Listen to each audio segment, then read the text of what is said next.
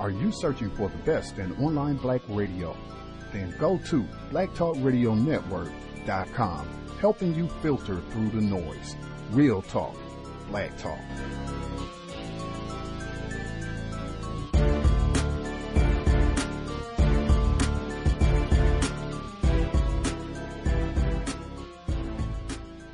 With the French economy mired in depression, there's a new battle gaining momentum in society as outsiders who've been living in harmony with locals for years are now becoming more aggressive, blaming the native French for a lack of opportunities and a poor quality of life.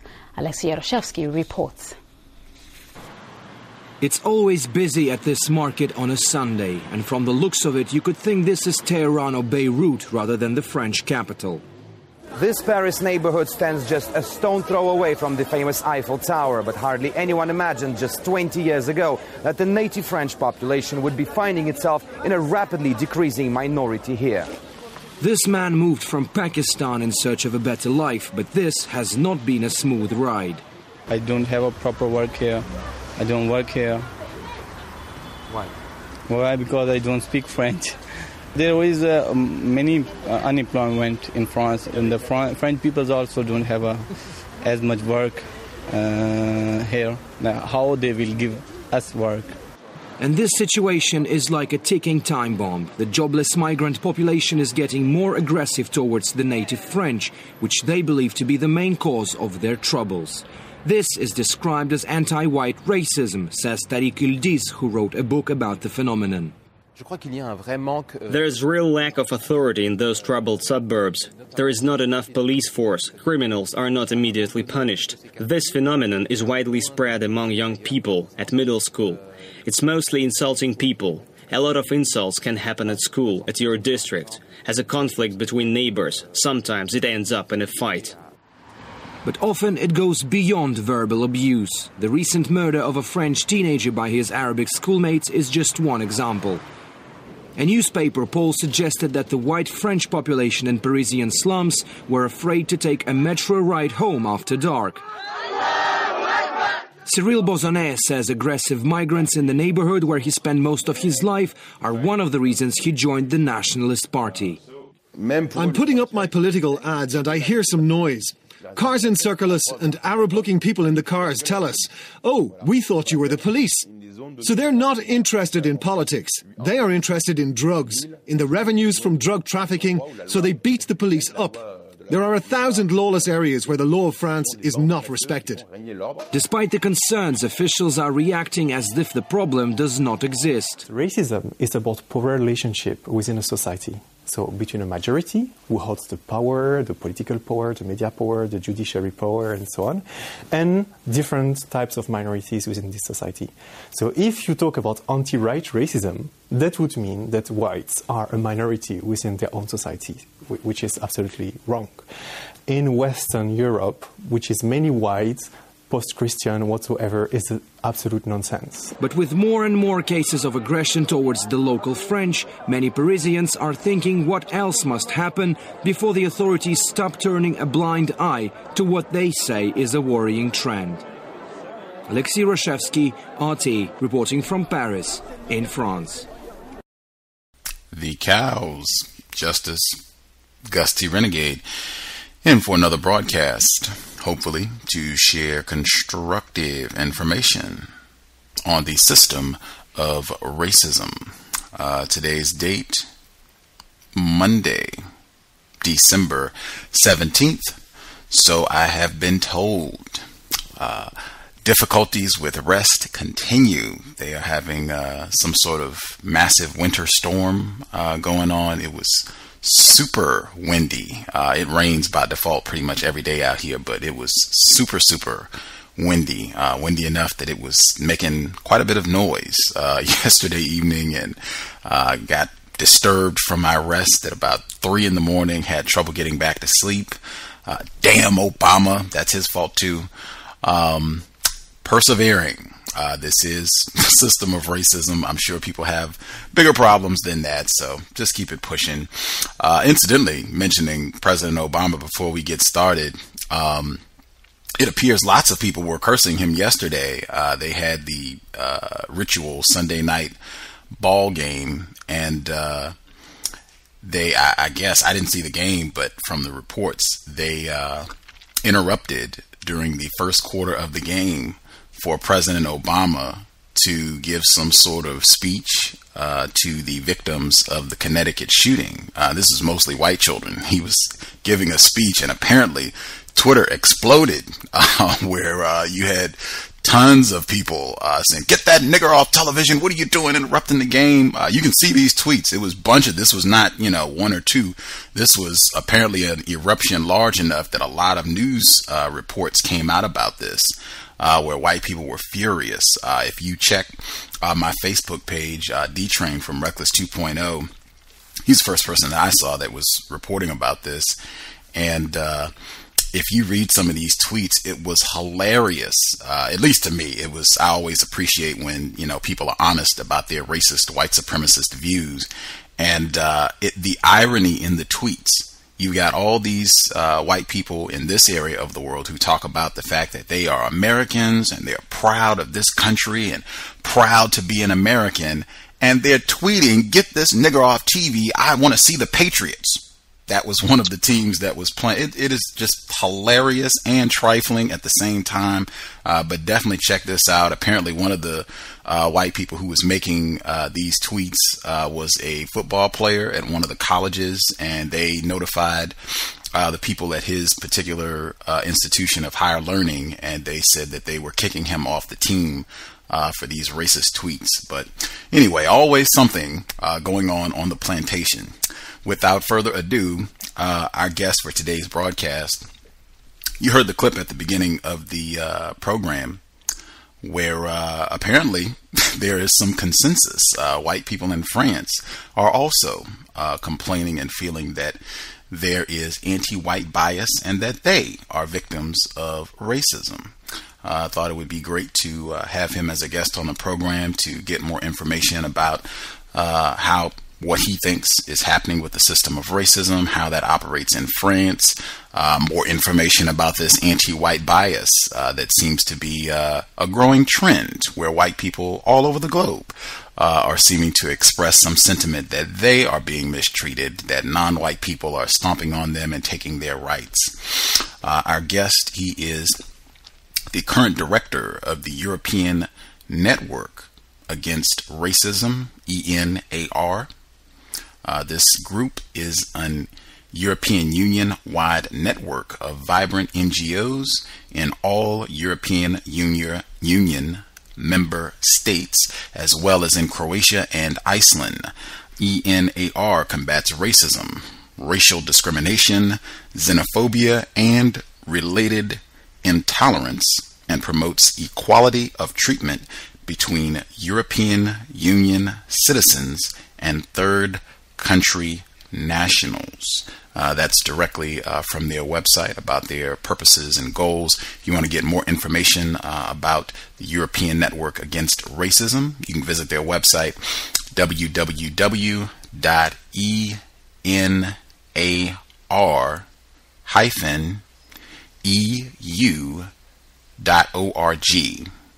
That address one more time, www.enar-eu.org.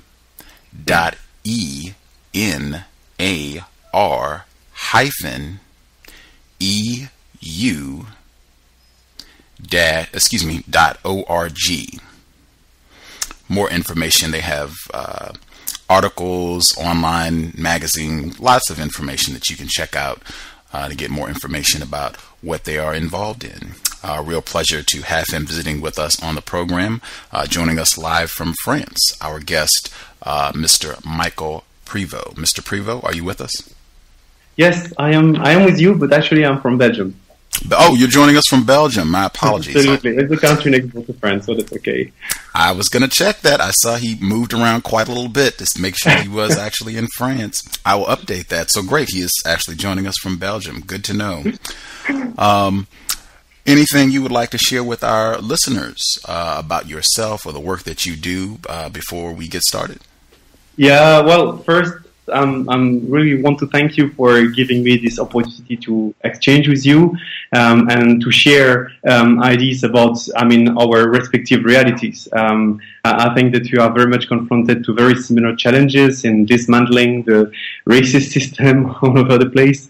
It's a good opportunity that we link together. That we exchange, because this is something that I've been trying to sell here, and also in the United States for a couple of years or so. We see extremist groups, far right or populist right extremist groups exchanging, I would say, worst practices, not good practices from our point of view. And I think that within civil society and civil rights movement, we are a bit lagging behind in terms of exchanging between the realities that you have in the United States and what we face in Europe. So that's a good opportunity to try to bridge that gap. I agree. I think that would be great help in dismantling this problem for folks to be exchanging information about how racism operates globally, and just to get an opportunity to see how many similarities there are with regards to how racism operates all over the world. Before we get started, you are a white man, is that correct? Yeah, correct. Okay. This program, the C.O.W.S, Context of White Supremacy, I have unfortunately concluded that we are in a global system of racism.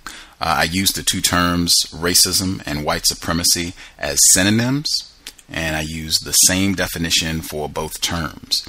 The definition that I use for both racism and white supremacy is as follows: a global system of people who classify themselves as white and are dedicated to abusing and or subjugating everyone in the known universe whom they classify as not white. Do you believe that such a system exists, and do you think that's an accurate definition? I think that's definitely accurate to a certain extent. But I will argument from our European perspective, so it might be that we see things a little bit differently. I think that we definitely your idea about white supremacism is definitely, well, I would share it definitely. Whereas I would equate it fully with racism, this might be another issue, because this was also one of the things that we had been. I was not really happy about the report that you just highlighted at the beginning of the program.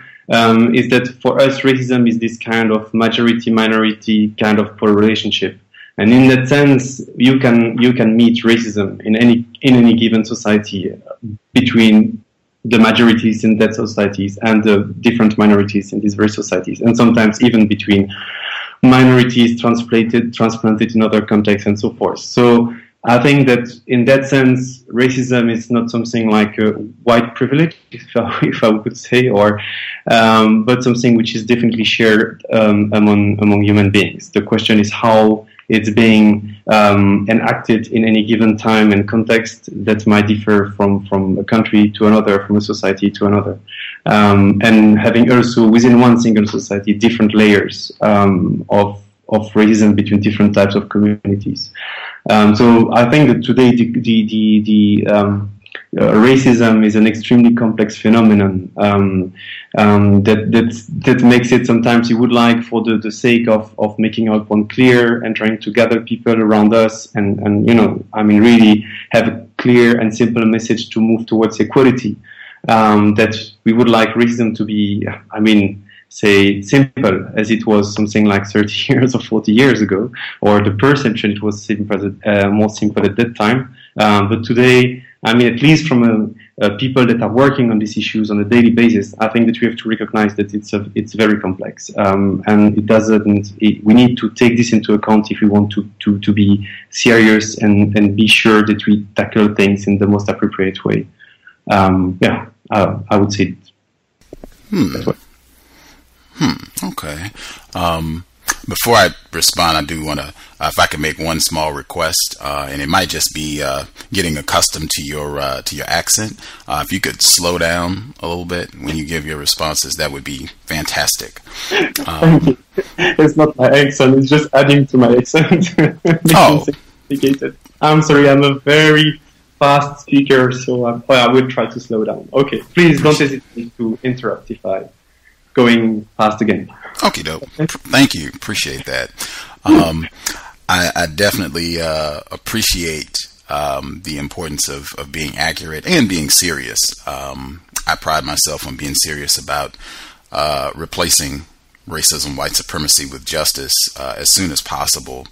The importance for me in equating racism and white supremacy, I think it is important for non-white people. I think it's important, and I think it is a statement of truth, that non-white people understand worldwide there's only one functional form of racism on the planet operating currently right now, and that is the system of white supremacy. I have not seen any evidence worldwide where non-white people are able to practice racism against white people, irrespective of whether white people happen to be the quote-unquote majority, meaning population-wise there are more white people than non-white people in a particular area, or if it happens to be the inverse, where there happen to be more non-white people in a particular area than white people.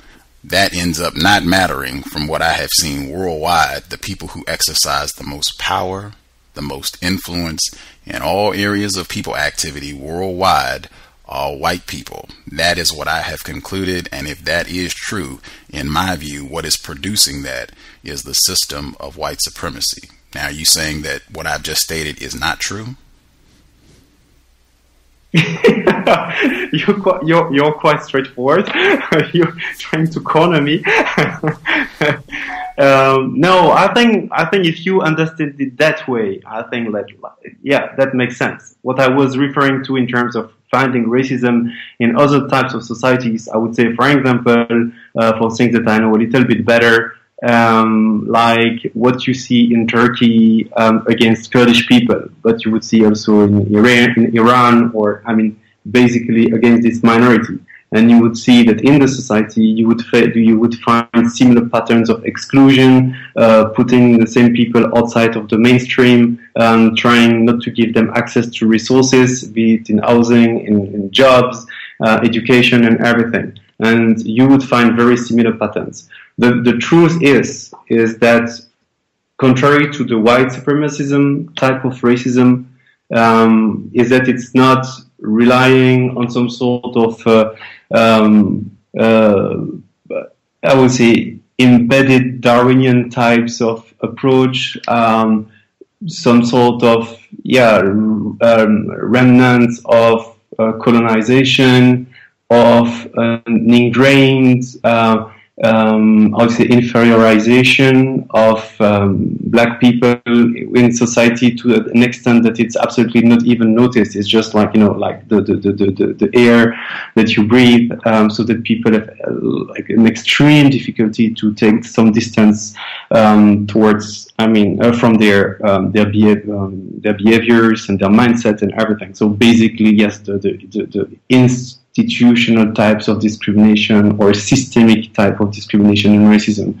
So yes, there is. I agree with you to that extent that there is some sort of a different quality in inverted quotes to the white supremacist type of racism. That's definitely different. There is a culture of rejections that has been there since the modern type that we don't necessarily meet in other types of racism in other societies, right? Between their majorities and their minorities. And then I would agree with you also that it has not transformed into some sort of system, the system that you are currently denouncing, which is extending its reach globally. Also, it's kind of a little bit challenged now. It starts to be challenged, which is certainly a good sign. But yes, no other types of racism has been how do you say, transformed into such a domination system. Yeah. Okay. Outstanding. I'm echoing a little bit. I'm not sure.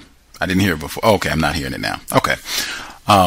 Before we get rolling into more information, I am curious, I'm sure listeners are as well, just exactly what the European Network Against Racism, what this organization is about, and what your role as director, what exactly do you all attempt to do to counter racism?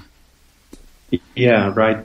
Now, the European Network Against Racism was founded in 1998. Actually, it was founded by something like 200 organizations, NGOs, basically, from the EU 15 countries at the time, because they were realizing at that time that the fight against racism needed to be brought at the level of the European process. Before, countries NGOs were working at the national level, but it was felt that if there was to be an impact, a decisive impact in the fight against racism in Europe, it should be done at the level of the European Union, where comprehensive legislation can be adopted, and then all the member states of the European Union have to transpose it in their national laws, and they have then to implement it concretely. That's how, in the early 90s, so a group of organizations called the Starting Line Group realized that, and they started to campaign for a number of years. And so they managed to get the European Union to gift itself with a legal basis to be able to combat discrimination. And they identified at the time 6 main grounds. The first one was race and ethnicity, then sex and gender, religion and belief, disability, sexual orientation, and age. And so this legal basis was given to the European Union in 1997. And immediately after that, our organizations, our members, set up ENAR the next year, and then continue to fight for concrete legislation.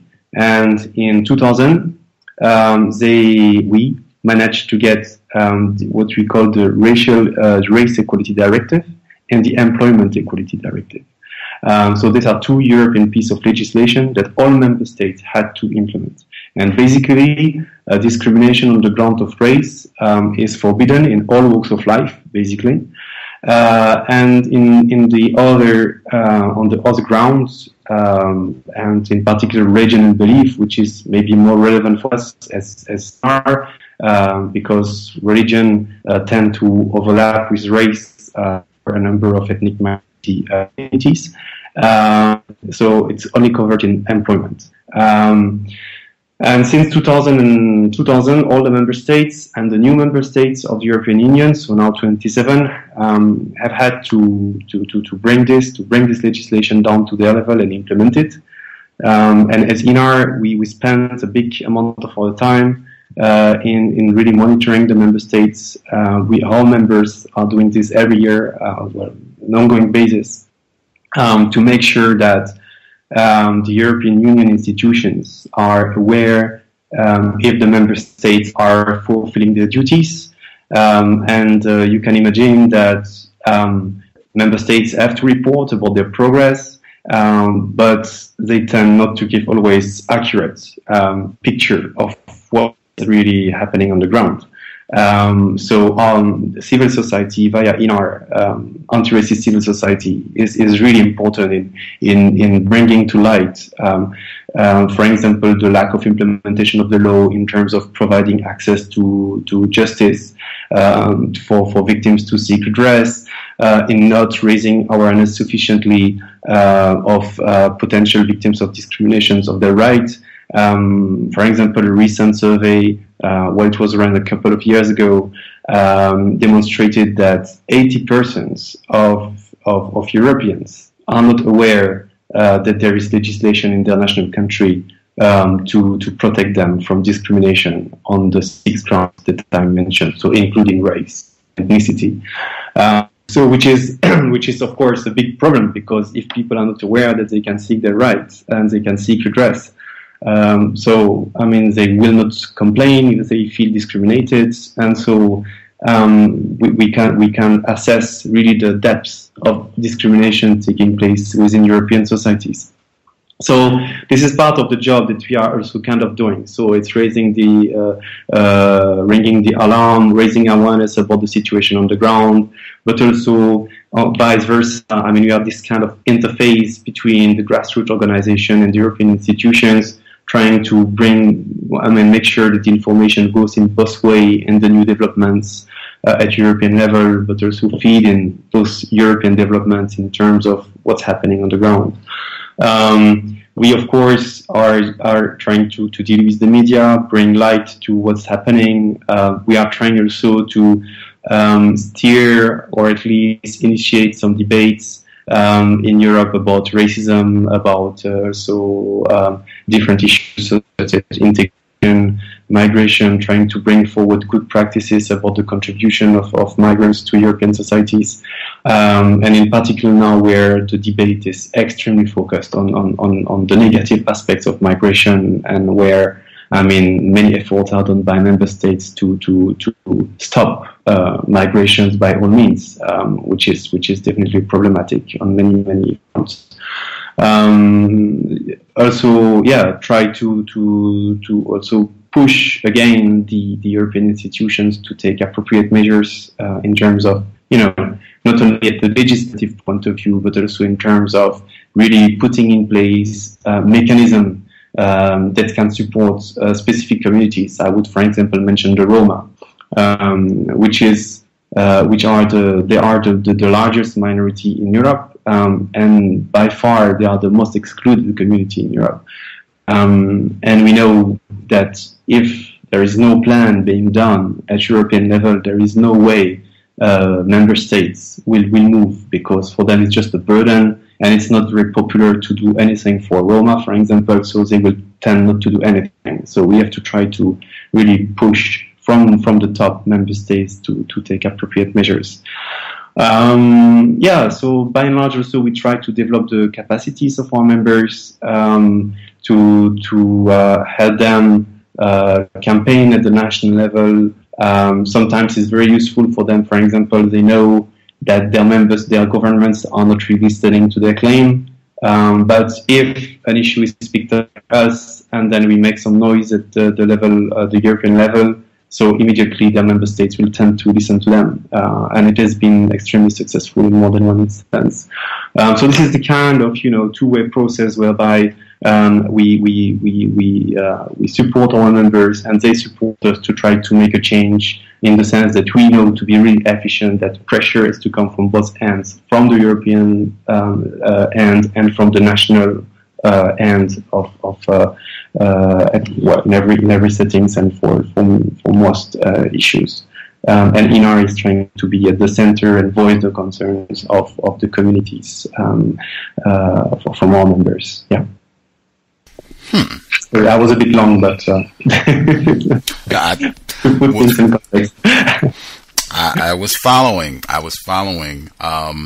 I guess the question that I had in mind while I was hearing the information, one of the trends that I have observed, and this is worldwide, the white people who allege to be against racism, white supremacy, they tend to be not very powerful, certainly in comparison to the white people who practice racism, white supremacy. The white people who practice racism seem to have a lot more power, a lot more influence than the white people who allege to be against racism.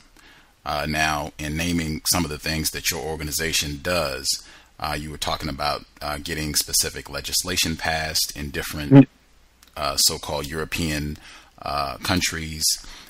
putting pressure on different individuals, I guess, who are in power to make sure that racism is not practiced, letting people know about their rights. One of the things that stood out, you said early on that I guess you all did some sort of poll or survey, and was it 80% of the people that you all polled did not know that there was Okay. Yeah. Actually, it's not it's not us who polled them. It's a Eurostat survey. So this is a European agency which is polling on everything you can imagine for the European institutions, and they did a big survey about the perceptions of discriminations in Europe. So not only on the ground of ethnicity and race, but also on age and sexual orientation and whatever. And 80% of the people are not aware of their rights, which is really a big issue. Yeah. Now I would take something like that where these folks have polled, not your organization, but 80% of the people do not know that there's legislation in place that is supposed to combat racism, white supremacy, and if they feel they have been mistreated, if they feel they have been a victim of racism, that there are laws in place that are supposed to help them to get justice, seeming that most people, the overwhelming majority of people, do not know about this legislation. I would take something like that, and then I would also add to that the fact that you've got this rise of just blatant, explicitly racist organizations, the English Defense League, Golden Dawn, Marine Le Pen in France. It is just Breivik in Norway. That's just one individual, but he became a huge celebrity where a lot of white people are like, yeah, right on. Breivik he speaks for me. He knows how I feel. I'm upset about this too. We got all these immigrants and the Islamization, right on. It to me would seem that the white people, like your organization, have not been very successful. I would say, if anything, it looks like the white people who are about racism, they are picking up momentum big time, not just in Europe, but worldwide. I wouldn't agree with this one, to be very honest. So to see, of course, I mean, I'm white. I'm not the only one in my organization. My president is black. We have a good black caucus in our organization, a good Roma caucus, a good Muslim caucus within our organization. So, I mean, the membership is very diverse, and most of the membership of our organization is really from communities, from organizations that are servicing the minorities, and that are from the minorities themselves. So it's just not a white kind of work, you know. So yes, I happen to be white, so that's the situation. So there's nothing I can change about it. But the thing is, I think that we have to look into a broader kind of setting. I think that what we did, how we analyze things is that till 2000 there was a positive move in Europe. I mean, definitely there was a drive in terms of recognizing the need for equality, and that's why this legislation was passed. And we were really one of the steering leading organizations and our members on this one. And I think that it was really a landmark legislation that we got. We had one of the most comprehensive race equality legislation in the world. So I don't think that we have to be shy about what we did and what we are still doing. The thing is that what we see as a turning point has been 2001, 9/11. There was, of course, we think, and we are convinced that there was under the surface a massive, a conservative counter-revolution going on.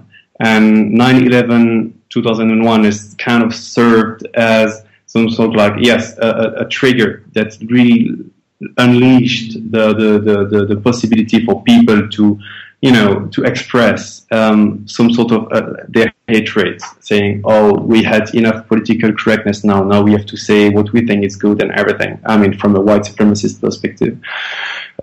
And what we've seen since then is that indeed, in Europe, I mean, most of the governments have been stumbling from the, say, center-left to center-right, populist right, extreme right, far right. I mean, basically the whole political spectrum has been increasingly moving to the far right, to the extent that today, I mean, all political institutions basically, of course, the local level might be very different. There is much more, but I mean, the the European governments, the majorities in the most European parliaments, except in France, very recently, but also at the level of the European institutions, basically it's all on the right to far right, okay?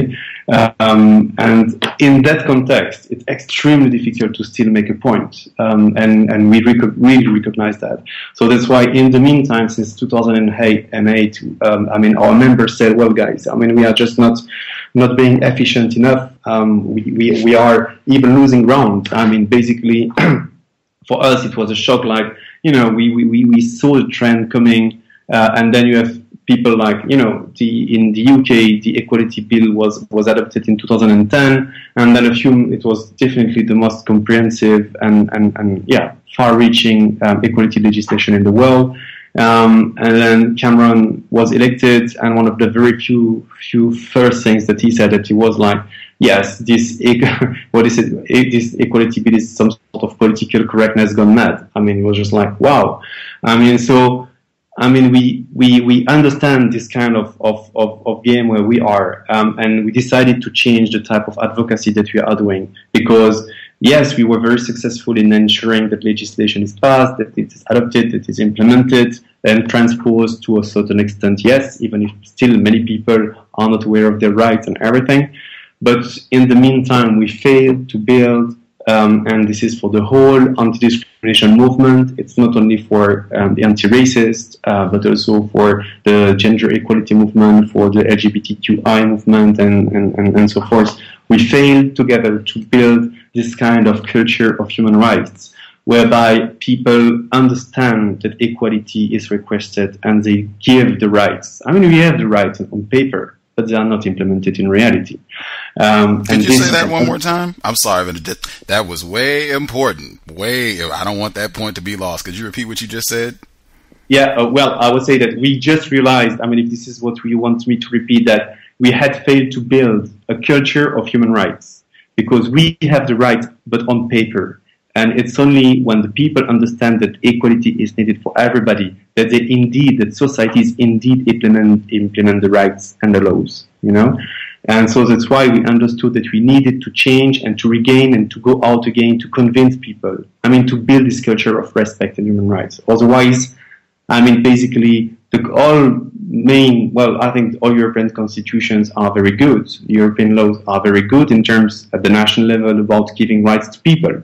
But if the social body does not care and does not recognize your equality, as it is for now, you can stick the constitution on the wall and it's just like wallpaper. It's absolutely useless. And that's where we decided now we have taken a number of years now to really go into all parts of our network and try to see, okay, what is binding us together, what kind of society do we want, and to come back to the essentials: economics, redistribution of power and wealth, looking at the core inequalities. I know that from a U.S. perspective, it could look like, okay, but we know this for 30 years, but the core inequalities between class, race, and sex, class, race, and sex, and really start to understand this again. That's really important, because in Europe, what we see from our point of view is that we came to realize that there was some sort of a generational gap in the anti-racist movement. By the end of the 80s or so, till nearly 2010, anti-racism was just talking about diversity, how to make a good living together. But we had lost for many anti-racist activists the connection with, the structure of oppression, question of redistribution, power and wealth, as I was saying, the economical dimension of it, and because we were really kind of understanding racism is the flavor of the time, without kind of real causes, but it's there, and so if you don't know what you're fighting, it's extremely difficult to make a point. So it's a whole work that ENAR has been doing within the anti-racist movement in Europe, that is now we are really now lending and really getting back to the fight on all the bases. But in the meantime, we lost a lot. We lost definitely a lot.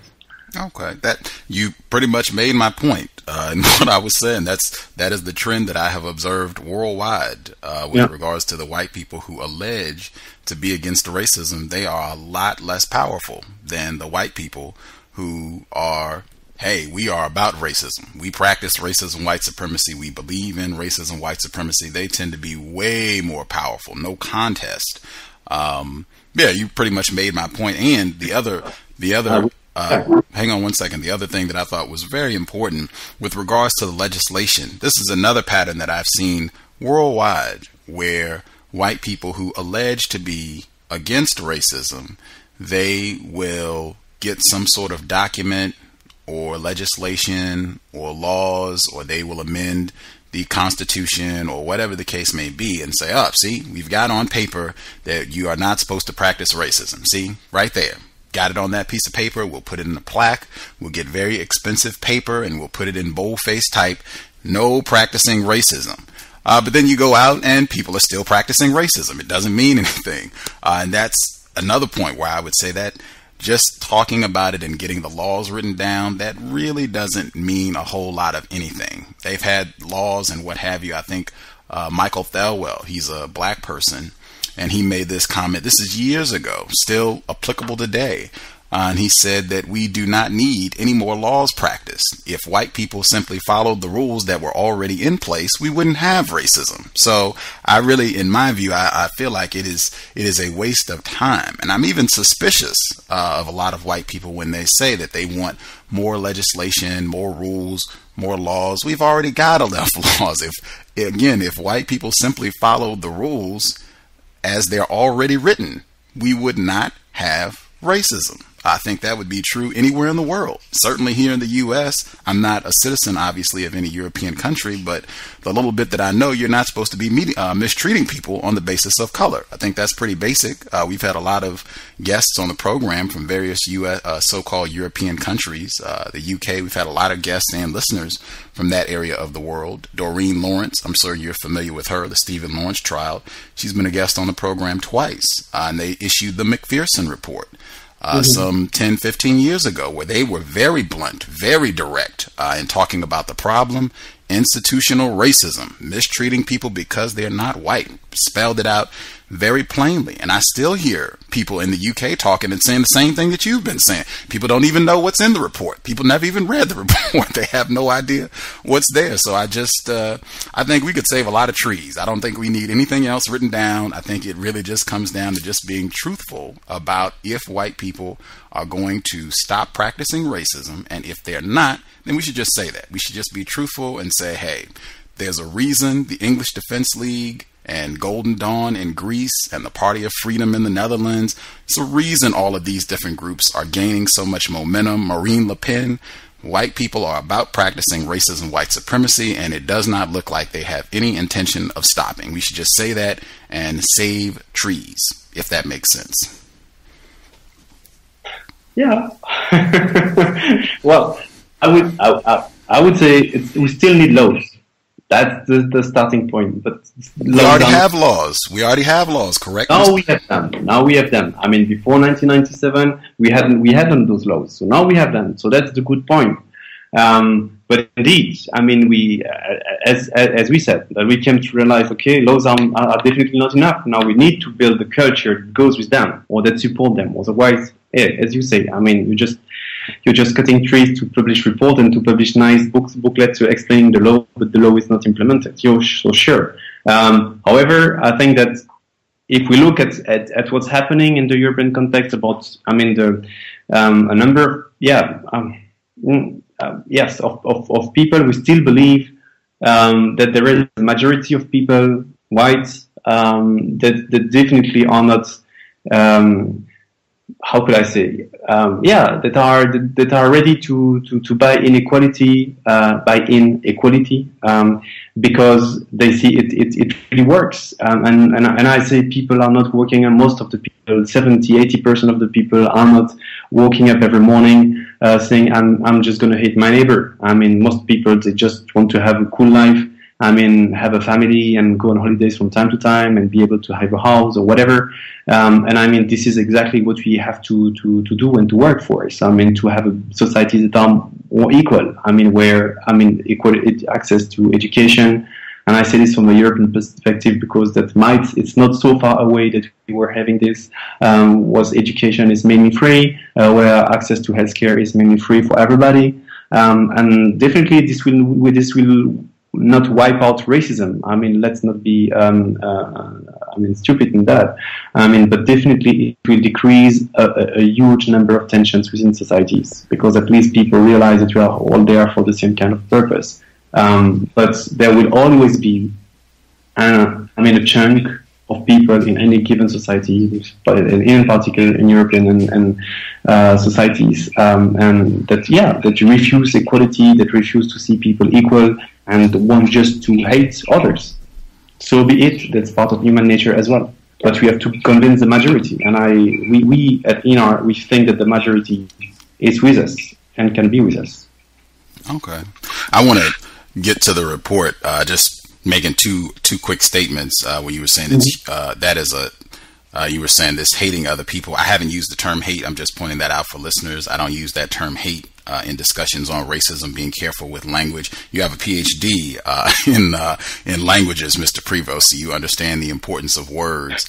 I have not said the term hate. I've just been saying racism, white supremacy. I think that's very important.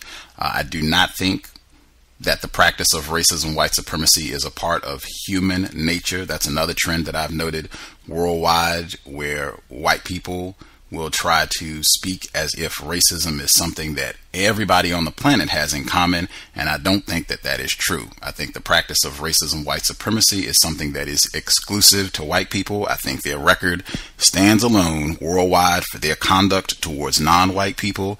Nothing is comparable. As a just flat statement, either it is true or it is not true. And the last comment that I wanted to make with regards to the laws, I would just say what I've said again. There are tons of laws. I think if you're in the U.S., there are tons of laws. The Constitution, they have had at least on the books that black people, non-white people, are supposed to be treated equally under the law. That's been on the books in the Constitution for well over 150 years. If you're in the U.S., you can come to your own conclusions about whether or not that is in practice. Same thing I would say with many other nations around the world. I have seen no evidence that adding new laws does anything to decrease the practice of racism, white supremacy. If that were true, we would not be having this discussion. Again, these are just statements, true or false. I could be wrong. I did want to make sure we had time because I see questions. Want to make sure Justice has time to get her questions in as well. With that opening clip about in France, even though you're in Belgium, in France, many white people feeling that they are victims of racism. Now, this is something also I have observed worldwide, where increasingly white people are saying they are victims of racism. You were interviewed in that RT clip, and private, when I spoke with you about coming on the program, you said that you wanted to get out your views because you were not pleased with the way that they edited your response. Can you elaborate on what you were not happy about? Yeah, right. Yes, absolutely. I think that, to be honest, this is what I said, that I have no regret about what has been showcased in the report. I fully maintain what I said. But the thing is how they presented it is like if, there was some kind of denial from my side that things were happening. And when I was interviewed, I had lots of discussion. It took something like more than 30 minutes where I was trying to deconstruct this kind of anti-white racism, in the sense that for me, I absolutely refuse this, and seen from this, as I was explaining, this majority-minority type of relationship, where you have a majority with the power on a minority, and it is exerting this power in all possible walks of life. So this is about racism. This is how we see it, right? So talking about anti-white racism in this given context is just nonsense, as I said. And I was very adamant about it, because we see this kind of language is part of the war ideological war waged by the right of the political spectrum to try to dismantle all the tools and concepts of anti-racism. And this anti-white racism type of discourses is just, when it boils down to its most simple expression, is like, yes, whites are racists, but blacks are also racists. So at the end of the day, everything equates everything. So if blacks do not want to change, so as white, there is no need for us to change. So let's leave things as that. And we cannot accept that. I mean, this is absolutely unacceptable. But what I said is, indeed, it happens that there is some anti-white hatred happening. And I make a clear difference between racism and hatred in that sense. And this needs to be tackled adequately. Yes, because indeed there are people in some neighborhoods that are insulted, as the other guy, well, this author is saying in his book, apparently. I have not read the book of the guy that was interviewed as well, and saying that it's about insults and everything. So the phenomenon is definitely marginal, but we cannot say that this is not happening, definitely not. But it cannot be equated in any way with the systemic racism, systemic discrimination that minorities are facing in Europe in all walks of life. And this is why I think that the report was not really good, in the sense that it cut this development, which is, for me, is even more important. I mean, it's really putting things in perspective. And yeah, so that's the, well, but to be honest, I didn't know it was for such a short report, that it was, I had understood that it would be in a longer report, where we would have time to make an argument about it, but apparently it was not the case. Taking things out of context, very important. But I don't regret what has been showcased, so I fully say, yeah, sure, word by word. So, but yeah, the rest would have been interesting as well.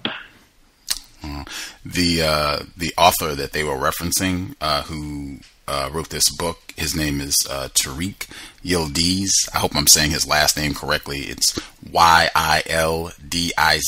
Terregade.Is, and this is unfortunately in French. I don't know if he's able to speak English. I would be interested in having him on the program to chat about his perspective. But if you go online, you can see some of the different reports that he has written and other interviews that he's given. And of course, one of his complaints is that non-white males are abusing, threatening, attacking white French women, of course. Before I get to Justice, I wanted to ask, have you seen a correlation? If you can kind of give me a quick response on this one. Have you seen a correlation with the rise in this feeling that white people are being persecuted, and these different so-called nationalist fronts, again, Golden Dawn, English Defense League, the Party of Freedom in the Netherlands, have you seen a rise in these overt expressions of racism with the election of President Obama here in the U.S.? Well, I'm not sure, no. I mean, there is definitely a connection between this increasing use of anti-white racism kind of discourse and the rise of those far-right parties, right, or populist right parties, but it's not really been connected. I mean, I can't see a real connection with the election of Obama. I think it has been kind of, I mean, I think that even people like, Geert Wilders in the Netherlands would rejoice about Obama being there. I mean, there was kind of a consensus in Europe that, yeah, it's great to have Obama. At least it's in the US. It's not here in Europe, But the thing is, which is also extremely interesting, and I'm just stopping on that, is that it's when whites are victims of, say, insults, that suddenly they came to realize that it's really detrimental to their life. So my point is also, well, maybe it will serve as electroshock for them, and they will realize that they need to combat any type of insult on any ground, and not only when they are themselves concerned. Interesting. I see some of the folks have questions on the line. Hang tight. Once Justice is done, I'll hit the phone lines. I'll give out the number now, if you have anything you want to ask Mr. Privot. The number to dial is 760-569-7676, and the code is 564-943#. Press *6 if you have questions. Justice, if you have questions, your line should be open. Please proceed. Greetings to the guest and the listeners and Gus. I was just curious of what your definition is for the term diversity. Yeah, that's a very good question. I'm not sure that we have a definition for diversity. I think that we just tend to use these words without really getting into the details, in the sense that ENAR, as an anti-racist organization covering, now 29 countries, where in Europe there are lots of differences in terms of at national level, in terms of concepts, in terms of history, in terms of the meaning of the concepts. So we have still the preparation of some sort of lexicon by which we would try to aggregate the different meanings of the words that are used commonly. So, for example, even terms like discrimination. At European level, we kind of understand what we are talking about, but even in some specific contexts, like I would say Germany, discrimination is not at all understood like discrimination in the UK. So that's why we are kind of reluctant to go too deep in concepts like diversity and giving an exact definition so far. So it's just like, yes, we would understand it in its most superficial sense of a society where there is a multiplicity of people having their own different multi-layered identities, if I can say, and hopefully living peacefully together in equality. Yeah, peacefully is not enough. So I would say this is the kind of understanding that we more or less share at European level, but that would of course be very different from in any given European national context. Before I go into my next question, I'm echoing. Before I go into my next question, I just wanted to point out that I know that white people and non-white people would use terms like diversity, ethnic groups, terms like that. I tend to know that they are very confusing, and that it can cause a lot of confusion for non-white people. So just for, so I'm just recommending that to ask for a clear definition for whatever terms that the person is using. So my next question is about how many people join the ENAR thing, the ENAR group. People, I have no clue. I mean, this is an organization based on NGO membership, so members can only be themselves organizations. So we have a really broad range of organizations. We have really tiny migrant NGOs working at the very local level in cities like Copenhagen, for example, and we have at the same time trade unions that have thousands or hundreds of thousands of adherents. So I cannot say how many people are indeed within ENAR, but we have, we gather hundreds of organizations throughout the EU, and recently we're currently in a transition phase. So before the beginning of July, we were counting more than 700 organizations. but we decided that we came to the conclusion that it was not really, the ownership was kind of weak, and so we decided to scrap the whole membership and to start again and asking people to join and make sure that the understanding of what we do is clear.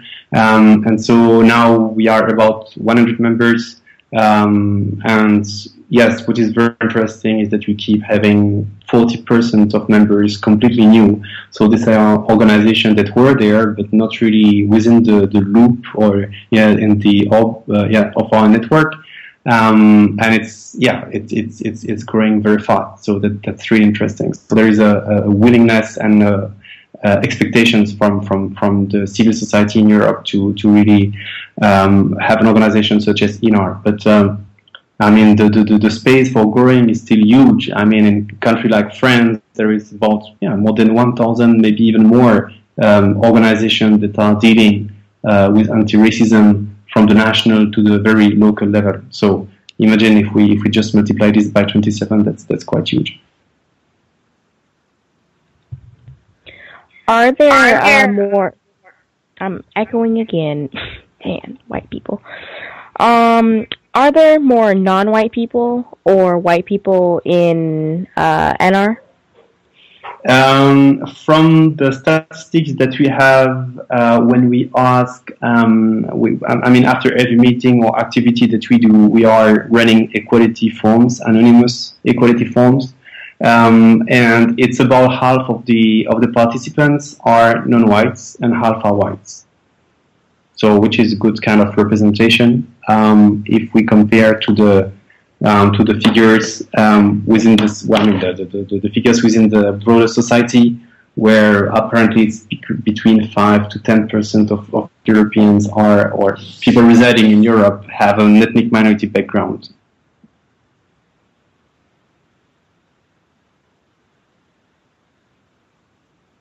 Hello? Yes, I'm here. Do you think... Sorry. Maybe I was not clear. Did you hear my answer, yeah? Yes, I did. Do you think non-white people should join ENAR at all? Or? Yeah, non-white or white? Non-white. I said non-white people. No, of course they have to join ENAR. Yeah, sure. I mean, we want them to join ENAR as much as they can, sure. Why? Because so far ENAR is the only network at European level which is a tradition and which has been established to voice the concern of ethnic minority people in Europe. So the more we are, the stronger we are. Yes, I mean, if we can gather as many organizations as we can behind us, I mean, it makes just our voice stronger, and we make sure that by the same way we cover as many aspects of the life of ethnic minority people and migrants in Europe.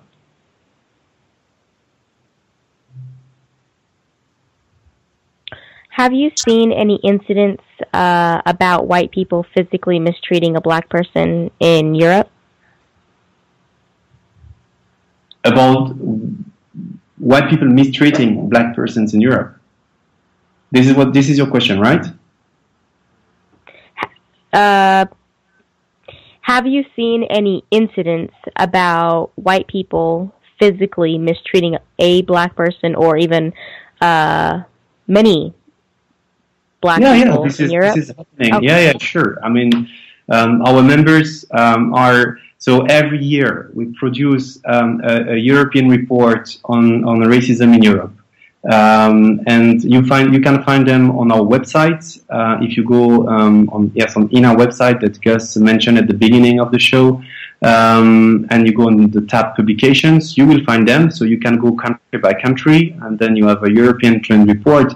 And in all countries, we do report incidents of black and ethnic minority people being physically assaulted or insulted on top of the, I would say, quote-unquote, usual types of discrimination that you face in housing, in access to employment, progression in employment, education, access to health and services, goods and services, and everything. So yeah, I mean, we know that such case exists, and what we can report is probably only a small part of what is actually happening, because we know that those events tend to be underreported, and our members rely on official data from the police services. They also rely on the data published by human rights ombudsman, or how we call them, equality bodies. Institutions that are meant to monitor or even to those incidents, or to even support victims of such crimes, depending the mandate that they have. But they also rely, our members, on the data that they do collect when people come directly to them as NGOs to bring forward case, or just to let them know that things has been happening. But despite all of that, we are fairly convinced that this is just the tip of the iceberg, and that many incidents, be them from sheer violence, physical violence, insults, or you would say incidents against properties of ethnic minority people, and discrimination, as I was mentioning, that this is definitely underreported.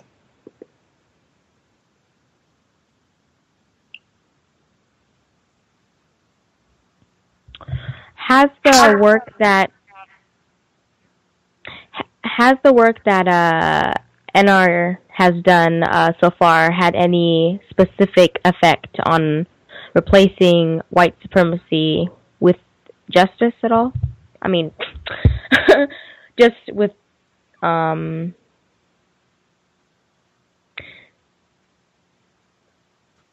replacing white supremacy with a system of justice. Yeah, right. It's a bit like I was mentioning in my discussion with Gus earlier on. I think that yes, I mean, of course, we've not been able to shatter the ingrained structures of white supremacy, right? This we have not managed. Let's be honest, and probably this will not be done in one generation. So I won't see it, and probably my kids won't see it either. But definitely, we've been able to make substantial improvement, if only by the legislation that we managed to make adopt. I mean, this has improved the situation of many people here in Europe. That's for sure. At least we have some sort of minimum standards. On the other hand, yes, we keep on working on this by making sure that ethnic minorities are taken on board in terms of different processes. For example, in all what concerns the social inclusion. I mean, a decade ago, I mean, ethnic minority people were not consulted at all in terms of in the design of policies that were aimed at making their life better. So in giving them access to social services or whatever you can name. And now it's increasingly practiced that member states or relevant institutions are taking on board the voices of migrants and ethnic communities when they design policies. So that's really an improvement. But of course, this is a very, very long run. So yes, there is a little bit of justice has been done, has been put in place, implemented, I would say. But the task ahead is daunting in Europe, and you have to also see that there are very different traditions between maybe Western European countries, where there's sometimes a longer tradition, and might be a bit controversial what I'm going to say, but and Eastern European countries, where if equality was extremely strong and sometimes much better than it was in the West during communist times, there was a massive backlash in societies after the fall of communism, and really ethnic minority people have been among the first to suffer from that. And so there is a need there to really start everything from scratch again, and specifically in the context where people understand sometimes, I mean, there are a few generations still there living that understand equality in a very, very, very with a very bad, as having a very bad meaning, because it's remind them of communist time where sometimes equality was also misused to support the power of a clique. So yeah, I think that the picture in Europe is very mixed as well in terms of some societies moving forward fast, other getting back, and then you have even regions that are much better than the rest of the country. I could, for example, name the city of Barcelona, which is making real great efforts, and really which can be a role model, not perfect for sure, but a real role model in terms of giving access to all the services to all people. I mean, ethnic minority or not. I mean, really trying to have a all-encompassing vision of making sure that everybody has equal access to a number of services and so on. Whereas in other regions of Spain or other regions of Europe, it's completely different and can be much worse. So this is the difficult reality that we have to deal with. I mean, very different traditions, in 27 different traditions, sometimes even more than 27 in some states. There are even regional traditions that need to be taken into account. But yeah, we are getting there slowly. But one of the things, and I would here echo Gus when he was saying that yes, maybe white people involved in anti-racism are definitely less powerful, but than white people adorning themselves to white supremacy. But it is also extremely difficult when we deal with ethnic minority and migrant organizations. In most of the instances, they are marginalized in societies. So not necessarily economically marginalized, but in all cases socially marginalized, and they have really little capacities to really act, get mobilized, make a big movement, and reach out to the mainstream society. And this is definitely one of the things that we are, one of the most important challenge that we are confronted to, that is really trying to build this capacity of so many small organizations, so as to make sure that they can have an impact on their environment with the mainstream society, and get their voice heard. That's really a big challenge. The many first generation people still have difficulties to. Also, they have lots of energy and they are driving the fight with wonderful input, but sometimes it's difficulty. They have difficulties to negotiate with the mainstream. They don't know how to always do it best, and sometimes often we lose lots of time and energy in not pitching things correctly from the start. But that's part of the process as well, and we have to recognize that.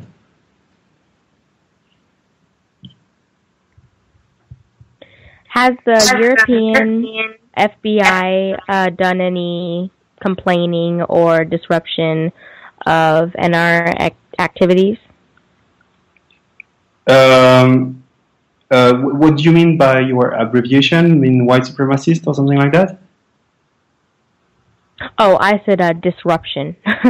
Yeah, right. Okay. No, yes, we've had certainly. I mean, what we okay, at two levels. First, our members at the local level, and I would just mention Netherlands, I would mention Greece without surprise. I mean, we have our members being under huge physical pressure from, for example, Golden Dawn in Greece. I mean, that's really street fights, I would say. So yes, I mean, they are disrupting the activities there at the national level.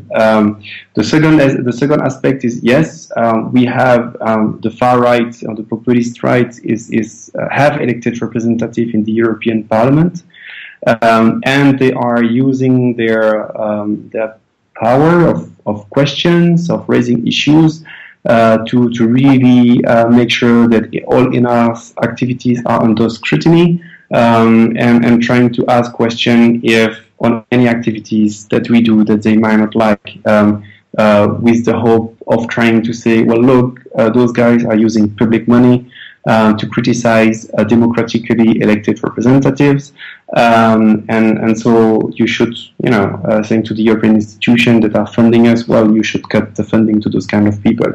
And basically, they're using the tactics that were used by the PVV in the Netherlands or the Volkspartij in Denmark to really shut off completely the anti-racist civil society by attacking directly the public funding that they have. So definitely it has had a big, well, not on us so far. We managed to go out of this without too many problems, but it's much more visible at the national level. And on top of that, we have an extra difficulty with the crisis, the financial and economic crisis that has hit the EU since 2008. And of course, you can imagine that in most European countries, the first thing that the first budget that they've been cutting has been the budget for anti-racism and equality work. So many of our members have seen their budget cut down. Project has been cancelled, and their capacities have been really considerably decreased. So, I mean, all of this came into the same moment where, at the same time, we face growing pressure from the right movements, and at the same time, our resources are under increasing pressure and are decreasing. So it's a bit of a difficult period, but yeah, we hope we'll get through.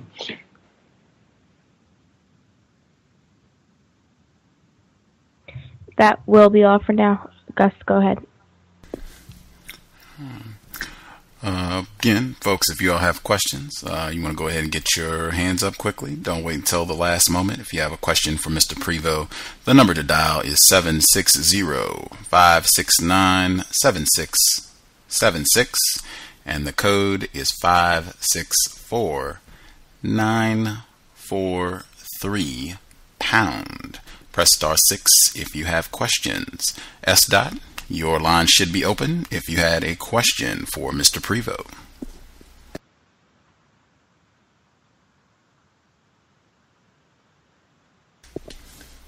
S. Are you with us, sir? Oh, I'm sorry. Can you hear me? Yes, sir.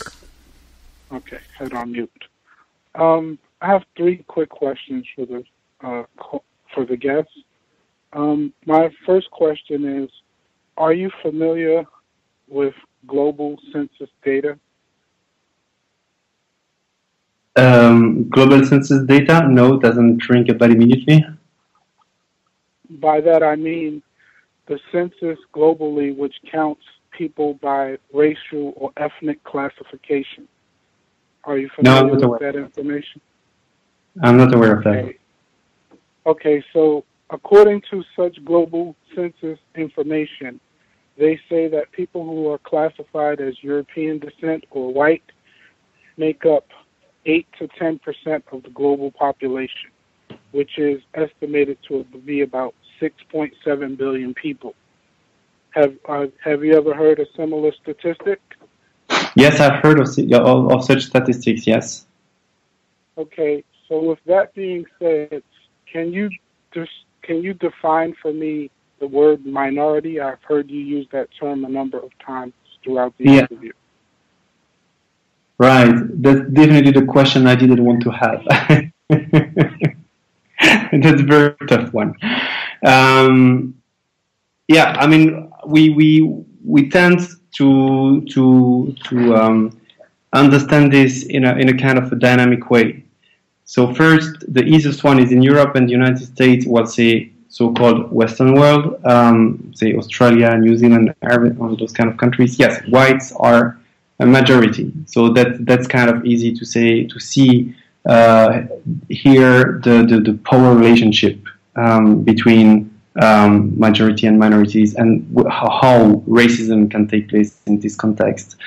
The question is, of course, much more difficult when we come to specifically when whites are minorities in societies. And you could say, you could take the case of South Africa, for example, where whites are numerically a minority. However, in terms of power relationships, they are still a majority, i.e. they trust all the power, or they used to trust most of the power resources, and I think they still do to a considerable extent compared to their numerical presence. And this is where we really have understand this in terms it's some sort of social construct. And I think that we could really equate this with the gender issue, where you can see that females are a majority in the world in terms of population, and in any given society, most of societies, women are our majority, yet they are constructed as a minority. And I think that you can use this similarity to explain how white supremacy is being exerted all over the globe, even if they are indeed numerically and objectively a minority among the different ethnicities that compose the global population. So the thing is that also we have to see this in a broader historical perspective, where white had the time and are still sitting over at least 4 or 5 centuries of history, whereby they implemented their rule and they were indeed some sort of a majority. And this structure of domination has not been teared into piece yet. So that's why, even if we can say that in a given context, whites could be could be numerically a minority. However, the power that they can still hold in this given society can still make them part of the majority. And I think I could extend this even to as an example, but it might be a bit of freestyle from my side, because I'm not at all an expert of that. It's just part of the reflection that we have in former colonies. For example, in West Africa, you still have whites. Yes, they are definitely a minority, but the power structure that they established, and even after the different national revolutions there, whites are still in power, and so they can be considered as a majority there as well. Does it kind of answer your question? Yes, sir. Just my final question is, so as a person who says that you are committed to addressing the system of racism and combating this mindset, would you say that it's constructive or non-constructive for you to continue to use the terminology minority when referring to a global majority of non-white people? Do you think that that is a form of continuing racism or not?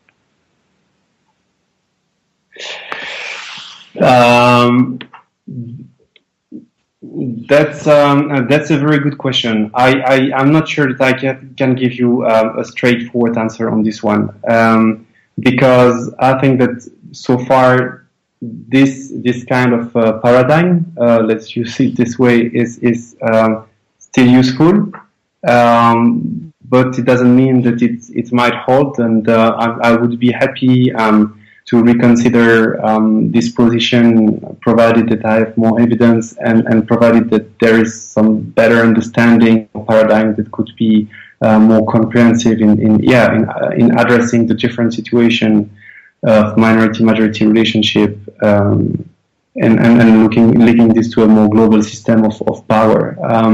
So yeah, I'm definitely happy to read more about this and see this. I mean, in our network, we try to be a self-reflective organization, and I'm sure, and we are really trying to look into those debates and not shy away from them. So I think that there is no impediment on us trying to go to another better explanatory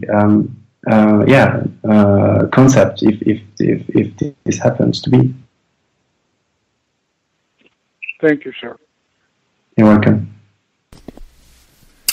Person that dialed in, caller from Brooklyn. Caller from Brooklyn, did you have a question for Mr. Privot?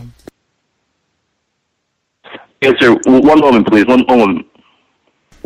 Oh, okay. Number to dial, 760-569-7676, and the code is 564-943#. If you have questions, do not wait until the last minute. If you have a quick question you want to get in to Mr. Privot, press *6 to get your line open. Let's see. Greetings. Oh, yes, sir. Good to hear you. Thanks for the guest coming on. Hello to Justice and the callers. Coming off your last comment from the question, you were saying that although white people are in the minority numerically, you have a what you call power. You wield a certain measure of power over the non-white people. So as you, an individual who is part of the so-called white race, do you enjoy your life?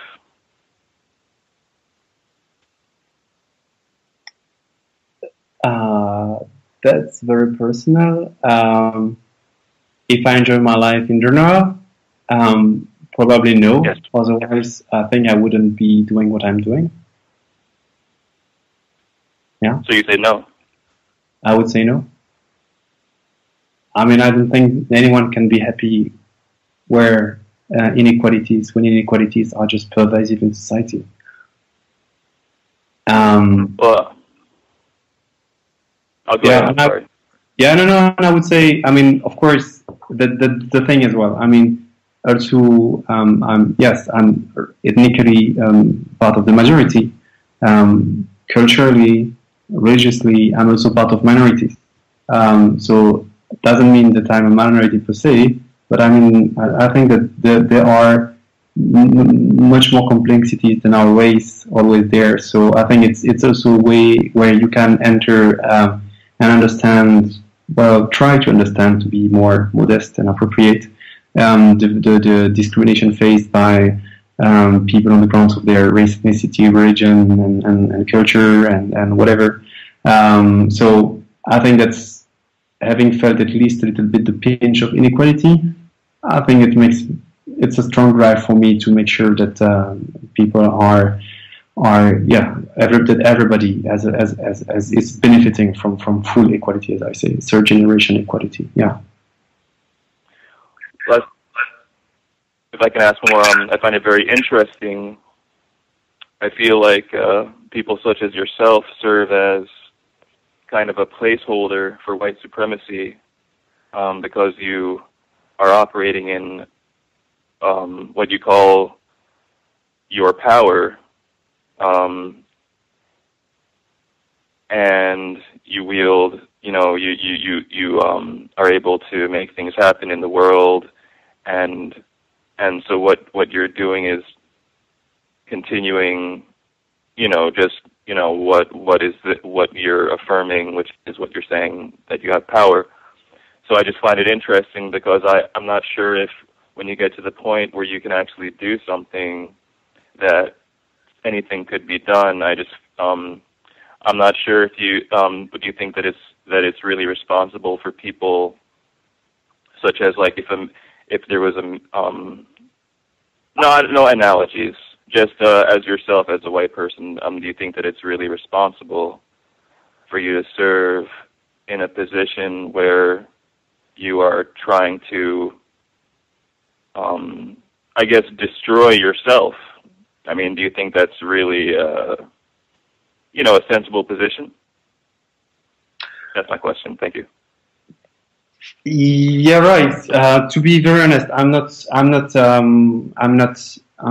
looking at things that way. But I don't want to shy away from this. This is definitely part of the game. I don't see myself as, first, from the white supremacists, people like me are just like considered like the enemy from inside. So even the first people to get rid from, because we are turning against our own, community or our own race, as they like to say. So, but that put apart, I think it's for me. I'm not alone in this fight. I mean, of course, I'm the director of this organization of ENAR, but I mean, I'm acting under the direction of a board, and most of our board is composed from people with an ethnic minority background, with black people and people from diverse minorities. So this is a collective fight, and we are just doing this collectively. I mean, I'm just there as representing the organization, but I'm not the only one representing the organization, and really we have to see this as a collective endeavor to change society. And I'm not trying to, my reading of the fight is not like I'm just cutting my arm or whatever and losing power. I'm just make sure that more poor people, all people are trying to get their share of the power. I mean, definitely we are just cutting the cake. More, that's for sure. But in terms of sociology, I'm not among the whites that will lose much. I'm among the whites. Also, I'm not from a poor and deprived background. Don't get me wrong at all. But I'm not also among those who are possessing really the power. So I have much more interest in gaining into sharing this because I don't have so much to lose. Also, I'm part of the majority, but rather with the help of everybody, we have much more to win all together. So this is really how I'm perceiving my own responsibility and how I'm understanding what I'm trying to do, or giving some sense of rationality to what I'm trying to achieve. So that's something which is kind of very dynamic, and I think that our societies today are rich enough, not only in terms economically. I'm speaking definitely that we are richer than we have ever been collectively, but it's absolutely less. It's absolutely wrongly spread. Among the society. But I mean, also in terms of culture, in terms of spirituality, or whatever you want to name. So I don't think that cutting anything to anyone would really make a change. I think that what I mean is, no, I mean, by spreading as large, and if hopefully for everybody, we're just gaining a lot. That might be, we say in French, a little bit blue flower kind of approach. But definitely this is a drive for me. I think that we're going to be richer by all means if we are all equal at the end of the day. So that's why I think I kind of do it kind of fine and not feeling that I'm playing against my own camp in that.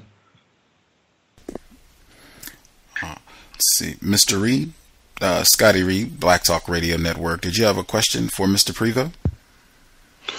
Yes, I did. Thanks for taking my call. My question is in reference to your group or your organization, European Network Against Racism, and also including any of the other NGOs in this EU member state. Have they addressed racism through their nation's foreign policy?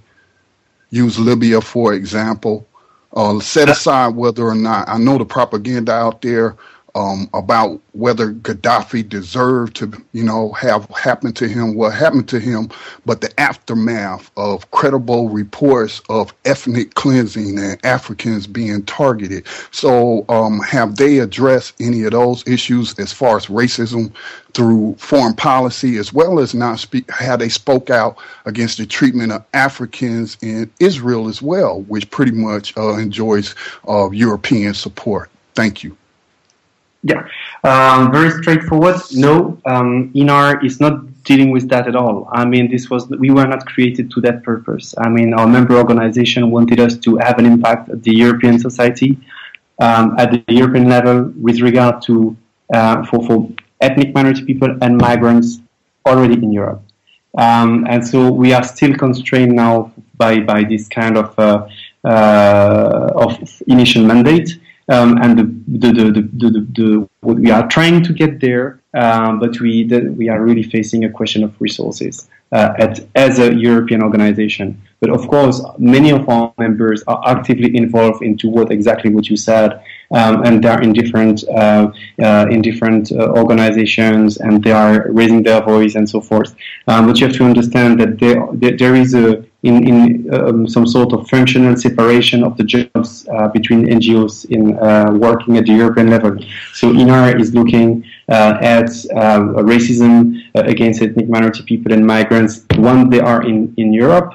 There is another organization like PICUM, which is working on the irregular migrants. So before they reach Europe and when they are in Europe, you have organization looking at regular migrants, other organization looking at, for example, like UNOMAD, which is a network looking, working on,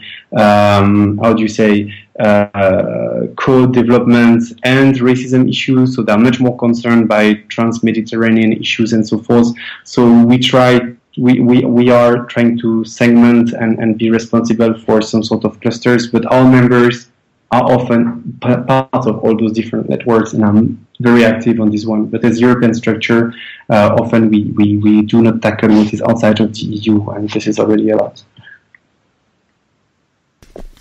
Right on. Mr. Privot was supposed to just be with us till the top of the hour. Did you have time for a final question before you exit, Mr. Privot? Yeah, please. Okay. Justice, did you want to ask another question? Yes, I did. I was just curious of what your definition is for equality.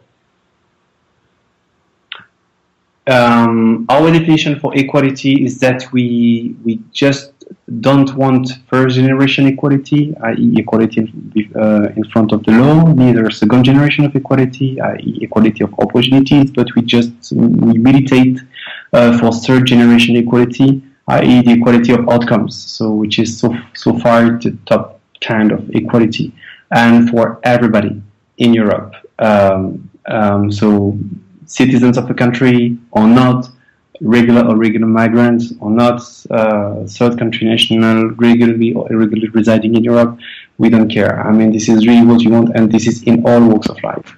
So this is, I don't think that we can be more maximalist than that in terms of equality.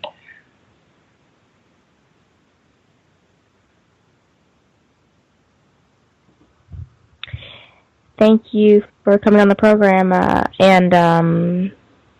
yeah. And that will be all for now. Thank you. Very much. Really enjoyed it. The address again, if folks out there want to get more information, www.enar-eu.org.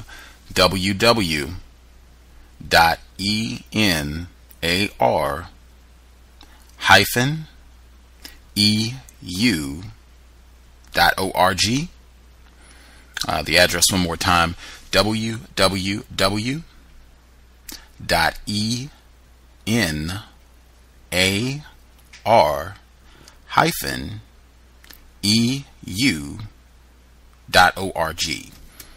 European Network Against Racism. Again, they have lots of information. You can read more about what they're up to. They have regular updates, online news, journal, lots of information. You can see what's going on with their organization with regards to their work against racism.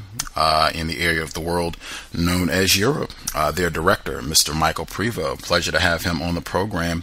Glad to hear from you. I'm sure there will be more time to dialogue and have you back on the program. I'm sure there will be more racist incidents to cover. We'll definitely look forward to hearing from you again.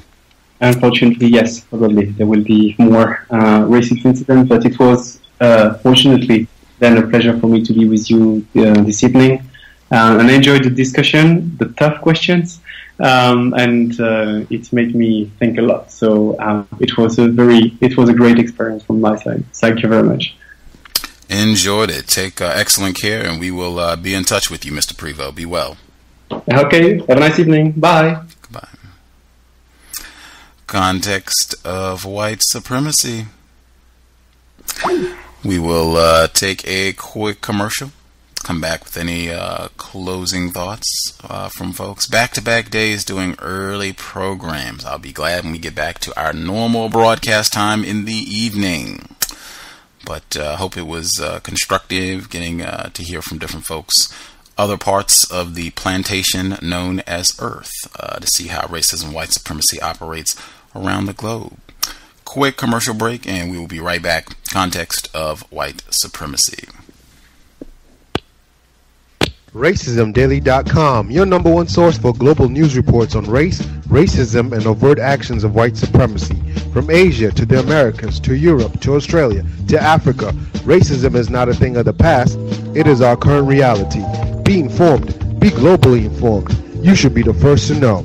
RacismDaily.com, RacismDaily.com, RacismDaily.com.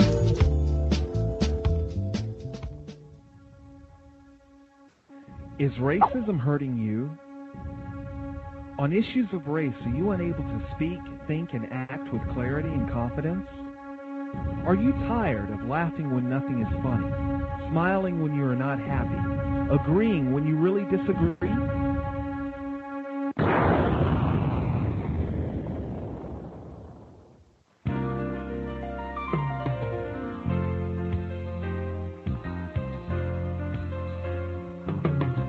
At counterracism.com, you can learn specific strategies and techniques to counter the behaviors of the people who practice racism in all areas of activity, using words correctly, following counter-racist logic, even counter-racist science projects designed to reveal what racism is, how it works, and how to counter it.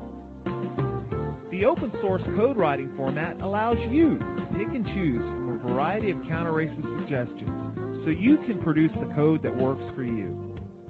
Stop by counterracism.com today and help replace racism with justice.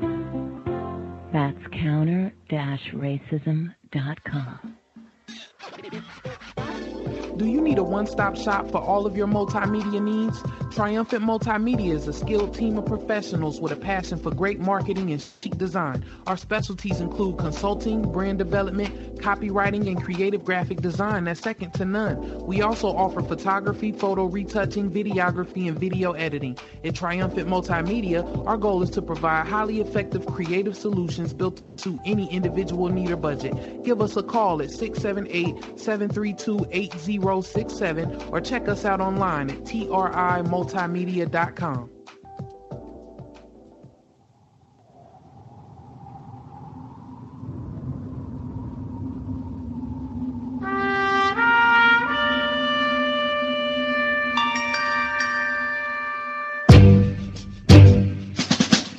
Hi everyone, welcome. This is Justice with the C.O.W.S radio program. If you want to learn about, understand, and counter racism, white supremacy, be sure not to miss a C.O.W.S episode. We keep them jammed, packed with constructive information to sharpen your use of words to help eliminate the system of racism, white supremacy, ASAP. Also, to be able to invest in my counter-racist efforts, co-hosting the C.O.W.S radio program, please visit my blog, justdojustice.blogspot.com.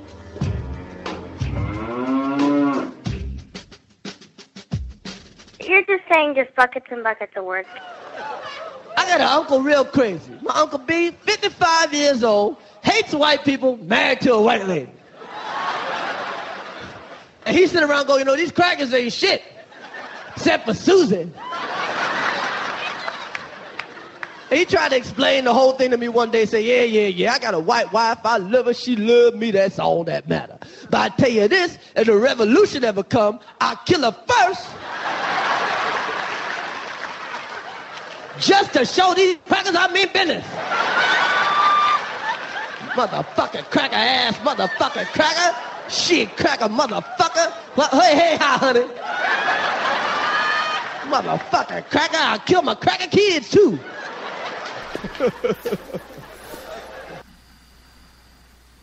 Context of White Supremacy. I am checking the Stitcher page per 404's request from yesterday, where she was saying the page was not updating. It looks like it did update the program from yesterday with Miss Yerde from Israel. That program is there, but I don't see the two programs that preceded that broadcast, the compensatory call-in from this past weekend, as well as the second study session on George Orwell's 1984. I don't see those two, so I will shoot them an email today to see what the problem is, but the broadcast from yesterday is there. I'm looking at it right now on Stitcher.com. If you use your mobile apps, mobile devices, or your smartphone, or whatever the case may be, to access the program via Stitcher. Should be updating. I just don't know why those two broadcasts are not there, but I will email and hopefully have information about that when we come back tomorrow. We should be back tomorrow evening. Regular broadcast time, thank goodness. Tomorrow evening, 8 p.m. Eastern, 5 p.m. Pacific. Our guest, we will have another white person on the program. The Color of Christ, the Son of God, and the Saga of Race in America. Edward J. Bloom be joining us live. He co-authored the book. Lots of familiar names referenced in the book: Ian Hani Lopez, Nell Irvin Painter Cowbell, Michael Emerson, Matthew Fry Jacobson, quite a few people that have been on the program. He references their work in his book, which is about how the image of Jesus has been used mostly as a devastating tool in the system of racism, white supremacy. He traces the evolution of that image, when it started to be used, white people and non-white people who have made an effort to oppose this weapon of white supremacy, and the overwhelming number of white people who have embraced and widely utilized this devastating force of racism. Should be very interesting. He is a white person, but this book, he uses the term white supremacy more than pretty much any author I can think of, other than Mr. Fuller and Dr. Welsing. White supremacy is on pretty much every page. I don't even think he uses the term racism. He almost exclusively uses the term white supremacy, which is very odd in my experience reading the work of white people who are talking about racism. I can't even remember the last time I read a white person's book where they exclusively pretty much use the term white supremacy as opposed to racism. So should be interesting. But back to the normal broadcast time tomorrow, 8 p.m. Eastern, 5 p.m. Pacific.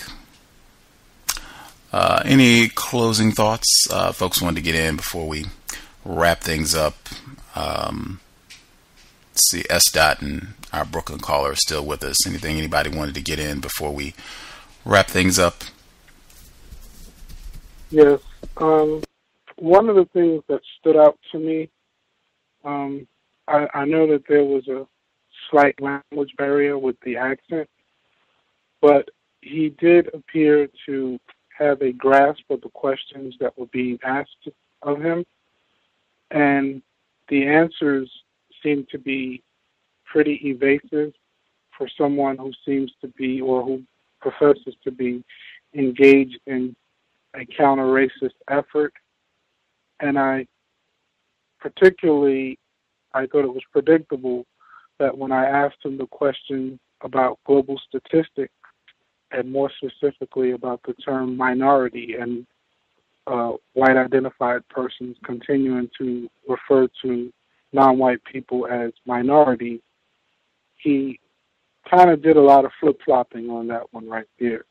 So that stood out to me as very suspicious. And he also used the terms minority quite a bit, equality a bit, and talked about social equality and diversity. And in my experience, when I hear individuals who claim to be engaged in countering racism, white supremacy, they use these buzzwords, but when you give them some pushback as to the specifics of those buzzwords, then you get a lot of flip-flopping, in my experience. Yeah, that was an excellent question. I was really glad you asked that. And then he kind of conflated into the class area when I asked him about just his position as, you know, when he established that what he meant by minority was minority in power, you know, which is like a unclear term. But then I asked him, since he's got his white power, then how does he really intend to, you know, bring about justice for non-white people as a powerful, you know, white supremacist, basically, you know, in their midst, and he goes on to say that, you know, we are the majority because we're all, you know, middle class or whatever. Now everyone's middle class. Yeah, it's like you can hear the playbook being played worldwide, but it's like the core of it is a white thing. It's not about some nationality or something. Or yeah, great question.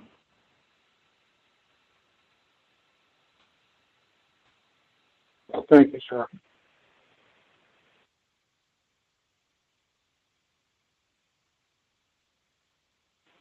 I also think that Justice asked some pretty great questions today as well.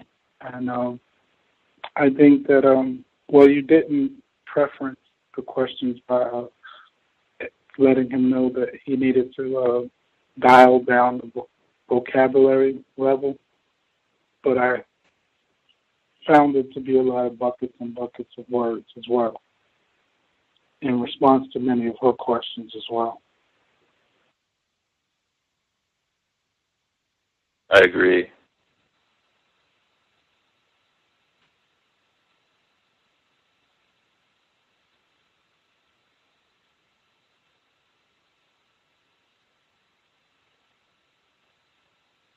I would just encourage those who are listening on the archive and so forth, that whenever you encounter these individuals who claim to want to work in opposition to racism, white supremacy, to follow the logic of the statistics which they present globally, numerically, which recognize them as a quote-unquote minority, but yet and still they continue to refer to the majority non-white population as a minority. And I would also encourage you to ask them, is that a form of psychological terrorism for them to continue that practice? Because it serves no other conventional purpose to continue to refer to a numerical majority as a minority unless you want them to continue to recognize your majority power in terms of resources and domination.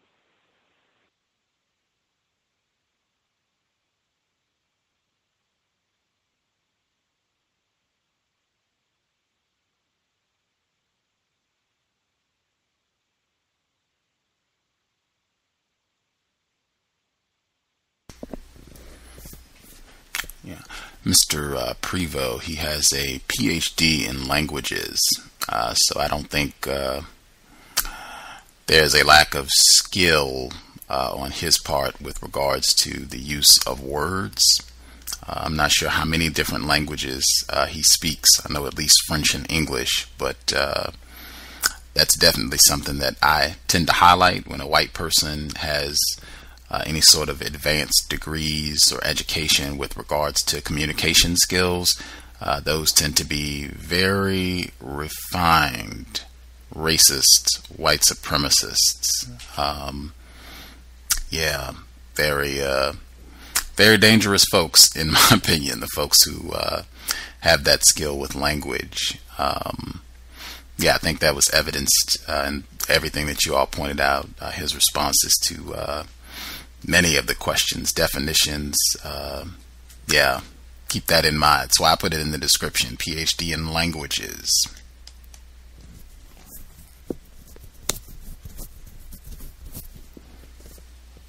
Otherwise, I think it was a constructive show, and I think that it was very educational and informative, particularly for folks who might be still very confused. I think that if they listen to the questions and the answers in their context and play them back a few times, they'll begin to see patterns, and I think it'll be beneficial in helping them in their day-to-day encounters with suspected racists.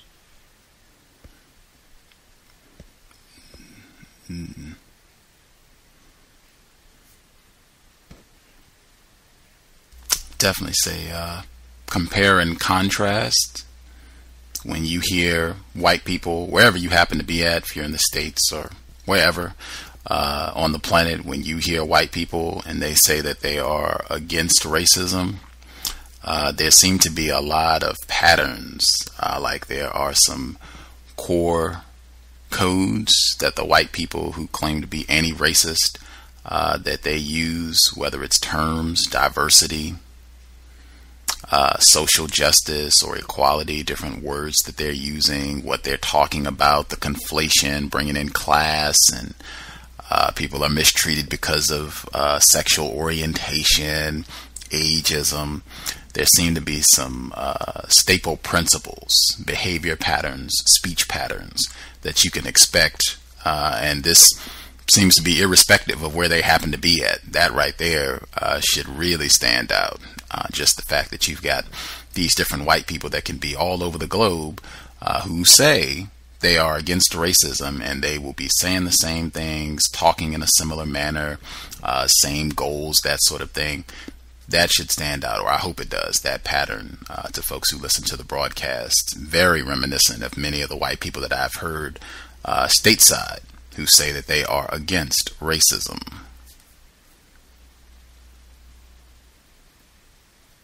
I wonder if he would have understood.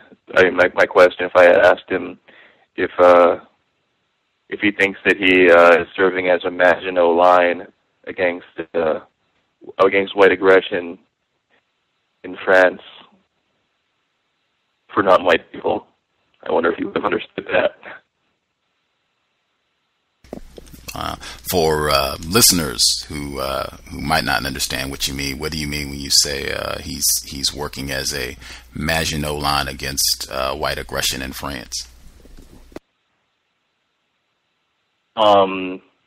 Well, it was from the novel The Bluest Eye. There was a study session, and Maginot Line was a character in the book, and what the word means, I guess, is a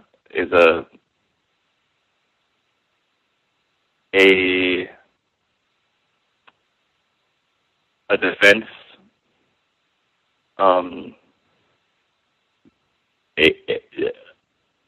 I guess a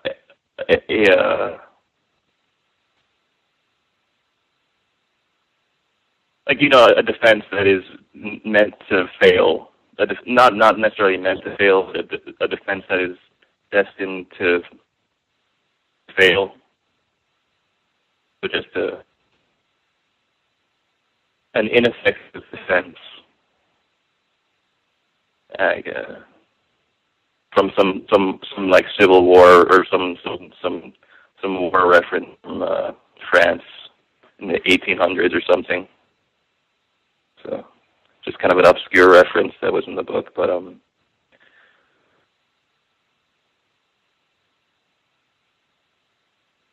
as a PhD in language, it's just, yeah, he sounded like he like some of the words he was using were he just sounded very linguistically advanced. So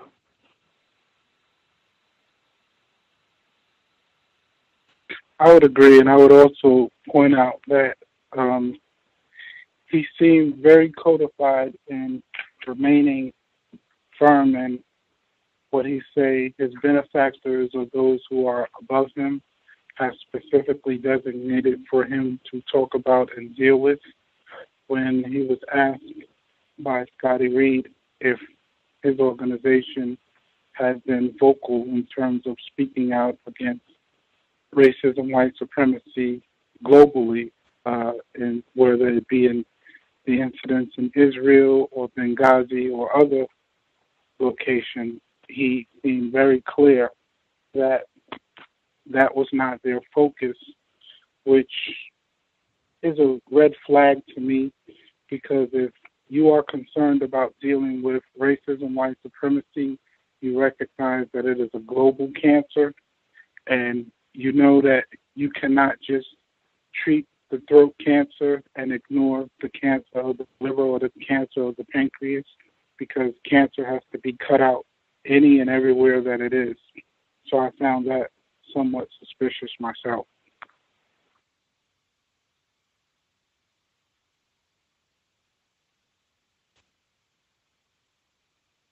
Kind of like seeing a war strategy at work, just seeing a. It's like, I mean, well, when something is built to fail by people that are aware of more variables than you are in the world where you live, you just feel like you're watching something that's planned out that is just isn't the way it seems. So yeah, for anybody with white friends, you know, say give them a real close look.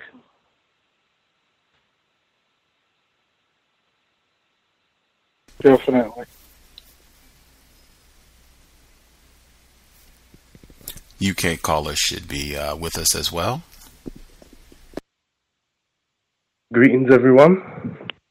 Unfortunately, I kind of missed most of the show. I've only been on the line for the last hour and 15 minutes, so I'm going to have to listen to the archive to get the full gist of the show. But it sounds like you guys had him on the rope, like he was majorly stuttering left, right, and centre.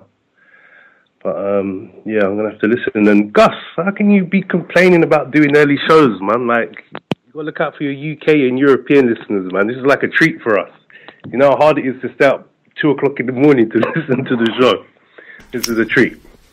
For sure. Take advantage. I think I said it at the beginning of the program. No complaints. I said that. No complaints. You know, stay on the grind. That is real low on the list of difficulties or what have you for non-white people. So, yeah, no complaints. And I know we do have folks out there, UK and other parts of the world, where this is much easier for you all. You don't have to be awake at ungodly hours to listen. So, absolutely, take advantage. Glad you could tune in live.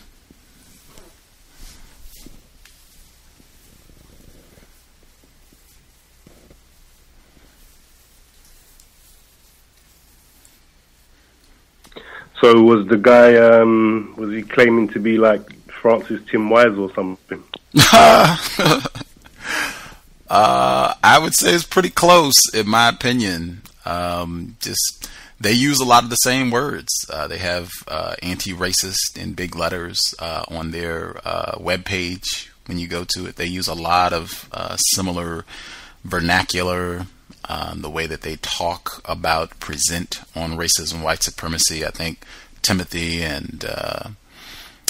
Wise and this guy Michael Privot, they both are very skilled with words, which I think is a trend amongst a lot of the white people who allege to be against racism. A lot of the times I think the reason that they are able to be effective at least with confused victims, when they just dump buckets of words on you, is because they are skilled with words. So they can string things together that, if you're confused about racism, it may sound like, they're actually giving you some information. It may, actually sound impressive. Like, oh, wow, this guy's really on it. He's giving this guy or this girl, she's really giving it up. They really are on point about this racism thing. But as you become less confused and you start to just ask just simple terms, some of the callers, justice as well, just asking for definitions for some of the terms that they're using, equality, minority, and, seeing them where they cannot really give you a definition for these terms. So I saw a lot of similarities between this guy and many of the white people that we've had on the program who say that they are against racism. Lots of similarities. Yeah, actually, you just reminded me. I listened to the program at a bit where you was telling me about, all this everyone else's racist stuff and how no one else's record compares to white folk. But I see that a lot on the ground too, just online or Facebook, and they love to pull that card we're not the only ones who are racist. Other people do it. Black people can be racist too. It's standard procedure, from the so-called anti-racist people just to the normal white people on the ground. So I don't know if they got some playbook that's going around an email and we're not up on it, but I don't know. That's what it sounds like. Or even worse, where they don't need that, where they just have some sort of osmosis, where they end up being in a similar mind state with regards to their thought, speech, and action. Either way, whether they're having meetings, communiques, emails, think tanks, or whether they just got some sort of telekinesis going on where they just know to get on the same wavelength with regards to what they say. It is. I see that. I see it happening here. I see it happen. That's why I thought it would be great to have this guy on the program, because so much of what he is saying and his presentation, it sounds so similar to what I'm hearing here in the States and in other parts of the world from the white people who are against racism, and even the part where he was talking about white people saying that they're victims, that there's anti-white racism. I'm hearing the same thing over here. I mean, it's just, in my opinion, that should really stand out to non-white people. If they're paying attention, if you read the newspaper at all, if you are looking at things that happen around the globe, that should be like, whoa, major pattern. White people are kind of getting on the same page everywhere and saying that they're victims of racism, they're being mistreated, non-white people are taking over and getting all the jobs, and they're having a tough time because of non-white people. That should really stand out. That's kind of happening in unison. Maybe I'm starting to think it's like something psychological. It's a default mechanism which they're all synchronizing on, because they know history. So maybe that's the only way they can function in the world psychologically. They got to tell themselves that this is happening, because I can't understand in 2012, with all that's been done over the last 500 years, how they could even have the cheek and audacity to even claim to be a victim of racism in any shape or form. It's so deluded, it's insulting, I don't know how they come up with that. Yeah, it's like a trendy. It's like skinny jeans or something. I found it pretty amazing when Estad asked him about the minority thing. When Estad asked about the minority issue, and he laughed and he said he didn't want to answer that. I was just like, wow, he broke code. I mean, he didn't bring code, but he just showed how evasive. Made a Freudian slip. Games up. Slipped. Just pure. He's like, I'm being evasive right now. This is me being evasive. Can everyone see that? I always find in listening to the show and the archive, whenever I find a suspected racist guest who laughs before he answers a question, I usually find that person is being evasive, being untruthful, and it's usually something that sets off my racist radar when I see such things occur, because that's very telling. It's kind of like when a person is talking to you and they say something like, well, truthfully speaking, and when a person has to announce that they're truthfully speaking, they're usually lying. So when a person laughs before they answer a question and then points out they don't want to answer a question, or that the question was a question that they weren't particularly thinking that you were going to bring up, that would really make me pay more attention to them.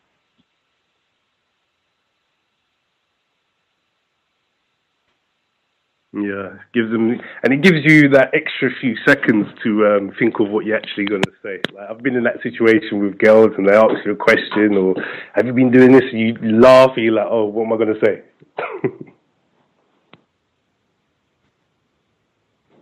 So in relation to the questions, that makes complete sense to me.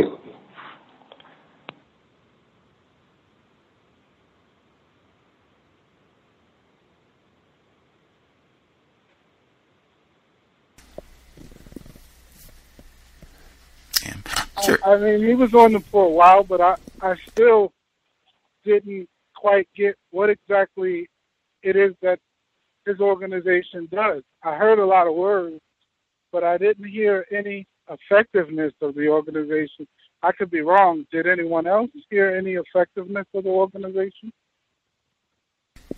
I think he said as much. That was when he was using all the words, and I told him, it sounds like you all are pretty weak, particularly in comparison to the white people who believe in racism, white supremacy. And after he did all that talking, and he started calling out the organizations, the Golden Dawn, English Defense League, and these groups that I think he was using the term the far right. That was the term he was using for folks that I would say are just white people who are explicit, overt, less refined, racist white supremacists, when he was saying these different groups are springing up and gaining lots of power. And he was saying, oh, wow, we've lost ground. We really haven't accomplished anything. I felt like he said repeatedly after that point, at various points, even when other people were asking him questions, that they really hadn't accomplished very much in terms of what needs to be done, that they really hadn't accomplished very much at all, which I think is should not be a surprise to anyone.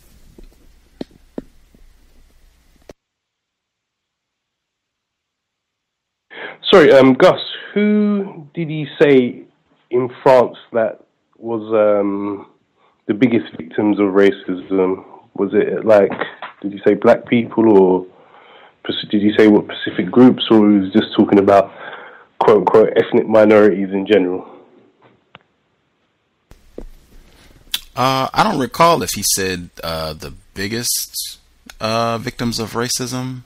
I know when we were talking about white people in France alleging to be victims of racism, and he was saying that is not true, and that, I don't know if he used the exact phrase, the biggest victims of racism, but he was just saying in relationship to the white people who are saying this, that they are victims of anti-white racism, that is just, it's not accurate in comparison to what the system of racism that's in place, that's abusing non-white people, that it's just not accurate.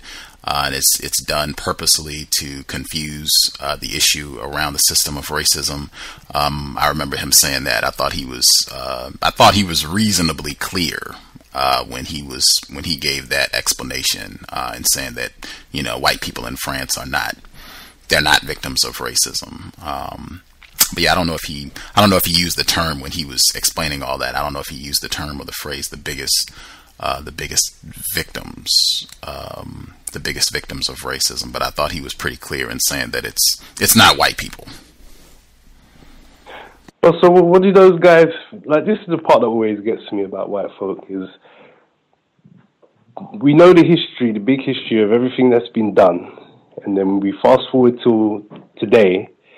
And then they confuse people's, I don't know, I'd more call it hate. If people hate them, I even agree with some of them. They'll say, okay, well, if that person doesn't like you, Like, isn't it not for what has been done and still happening today, other than it being racist? Like, do they not make that connection, or was this like a tit-for-tat game where, you know, they feel like they can ease their guilt and redeem themselves in some shape or form? Yeah, that term hate, I think he used that term early in the broadcast about hate, and I put my alert out about, you know, watch the use of that term in dialogues on racism, white supremacy. I'm not talking about quote unquote hate. Dr. Welsing, I think, has frequently, when she's visited the program, cautioned black people, non-white people, against using that term. And exactly what you just said makes total sense. If non-white people, and I've told this to white people before, and they normally they know this and said, hey, I've never got a straight answer on it personally, because I'm like, well, isn't that justified? Doesn't that not make logical sense if that's what a position someone chooses to take? That's interesting.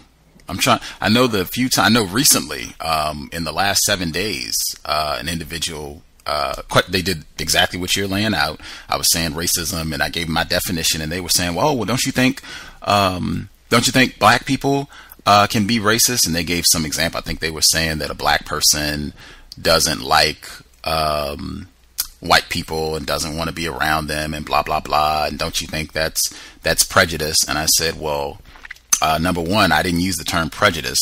I was using the term racism, white supremacy. That's once we switched terms. And I said, number two, don't you think it would be logical for a group of people, if they have some sort of animosity or anger against a group that has been terrorizing them for an untold amount of time? And typically, I don't have too many white people who will respond with anything other than, yeah, that's true. That's a totally different ball game, as opposed to black people having the ability to stop white people from getting housing or education or jobs or whatever the case may be. I generally don't get very much pushback from white people from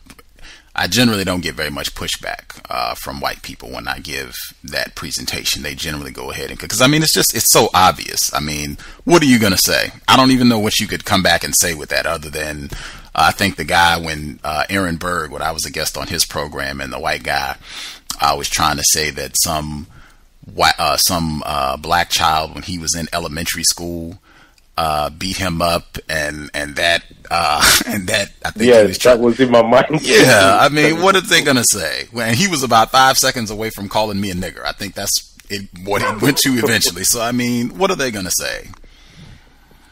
Let me give you a quick example, because I just really think they're natural.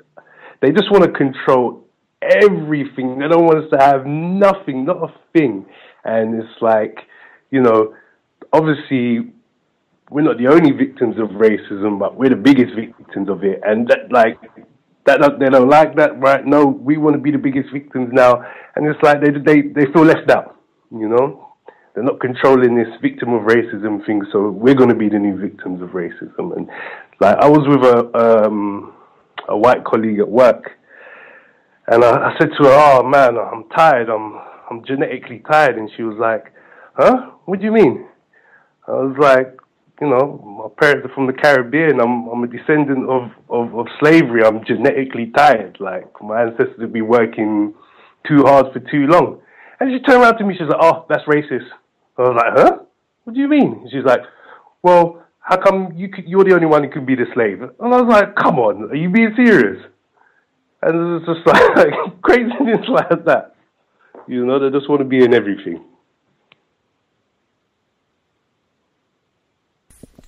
I have also observed that to not use the term hate particularly when you're discussing racism, white supremacy, and because I have found that it is one of those words that opens the door for emotionalism. Excuse the background noise.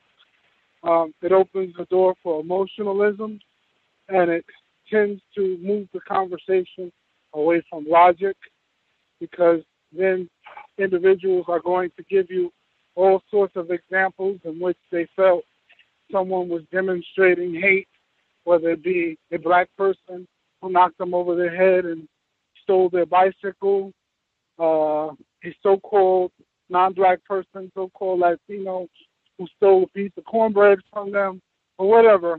So I tend to not use the word hate when I'm discussing racism, white supremacy. I like to stay systematically focused on what racism is, how it systematically works, and its tentacles, and it as a resource of oppression for those who are in a position of global domination. And I don't get caught up in the term hate, because it's a distraction.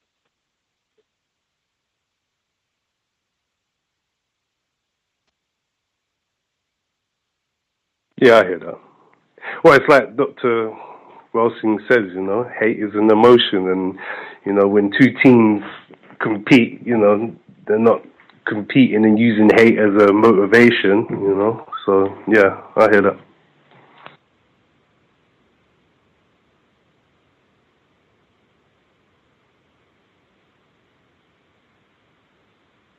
Oh, can I be heard? Yes, sir. Yeah, I keep getting dropped out. I had somebody I was talking to last year, a suspected racist from England, and he was real. I grew up in the South Bronx, and he was real curious about, he wanted to hang out with me, and he wanted me to show him where I grew up and hang out, and he was always talking about hip hop and stuff like that, and I was never really particularly into hip hop. And then we were talking about at some point, because I was reading Neely Fuller and stuff, and he was trying to tell me, you're not a slave, all this stuff. Like, I just had to kind of shut it down, the white friends or whatever. But I just want to throw that in there. The British guy was, yeah. Because we are slaves. We're victims, so. And they're not. Yeah, but nowadays when you talk to them, even when you try to mention slavery to some of them, are a little bit clued up and know a few things that are going on. They come back with you, well, we're all slaves now, so it's like, it's like squash whatever happened to you guys, like we're all slaves now. So, they always find a way to try and distract you and turn the situation. I don't even bring up slavery to white folk like that, because I know, especially when it's someone who's like an Alex Jones sort of white person, this and that, they're just going to try and flip it and we're all human, we're all slaves, and just turn the conversation. I don't think, as a victim right now, I don't think that it's even necessary with the current crisis that is occurring globally with racism. I don't think that you even have to go back 20 years, much less 100, 200, 300, 400, or 500 years, and even have a discussion about the terrible conditions that non-white and more specifically black people have been subjected to. So I already know that when you mention so-called slavery, the discussion is going to dwindle into something non-constructive. There's going to be a lot of combative response from there's going to be a lot of combative response from white folks who are going to tell you they weren't alive then, or they're going to tell you their ancestors specifically owned slaves and things of this nature. So for me, I think that there are enough contemporary right here, right now, examples of global mistreatment of non-white people that we don't even have to go back to slavery. So with that being said, I'm going to get off the line now. But thank you. It was a constructive show. Good to hear from you, S. Dot. Glad you were able to dial in, contribute to the broadcast. I would echo that as well. Typically, as soon as I hear slavery brought up in a discussion, I expect the constructive value of the dialogue to plummet. White people seem to be very skilled at handling that. If you are talking about racism and somehow it just gets to be about slavery, white people are going to slam dunk that one. Exactly what he said. I didn't own any slaves. My ancestors didn't own any slaves. We didn't immigrate here until 1920s. Slavery had been over then, and blah blah. I mean, they're gonna. You weren't a slave. I mean, they already got that. They got that A+ on that. They will be ready for it. That will be an easy slam dunk. I've seen that. It's happened on the program a couple times. You can go back in the archive. So we had white guests on the program, and someone called in and mentioned slavery, and the white person just had a field day. I wouldn't get into that at all. We were talking about the system of white supremacy racism. Exactly as he said, we do not need to rewind 150 years to pick out examples of white people dominating non-white people. We can... Yesterday, President Obama, we can look at Twitter from yesterday and the treatment of President Obama just 24 hours ago and get all the illustrations we need. We don't need to rewind that far. No, I learned my lesson. I learned that was like over a year ago. And from that, well, not just from that, but from my early experiences with codification experimenting, I learned that you have to hit white people just point blank. You know, are you a white person? Do you think we're in a system of white supremacy? Like, you can pussyfoot with the non-white people, but with the white people, yeah, you don't have to dip back 1,000 years. You know, we could talk about this morning, right now. Yeah, totally agree. My favorite thing at the moment is I like to just ask them what their definition is and then go from there. You know, it's quite funny sometimes what people come out with, and it's like, you know, from that subject comes up and you ask them their definition, you know straight away what time it is with some people. You don't even have to go down any road, and you can just, the whole conversation could be on their definition of racism and how that really fits into reality.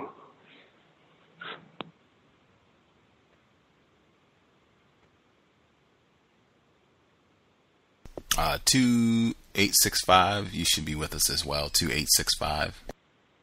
Yes, I have a question. I'm enjoying the show. There was a lot of good dialogue there. My main question that I would have loved to jump in and ask your guest, Mr. Privot, was what is his, would he consider what Mugabe is doing in Zimbabwe racism by taking the land back from the European farmers, and his take on what's going on in South Africa? It's almost like they're almost at another civil war at this point, and I would have loved to get his input on those two instances. Would he consider that racism?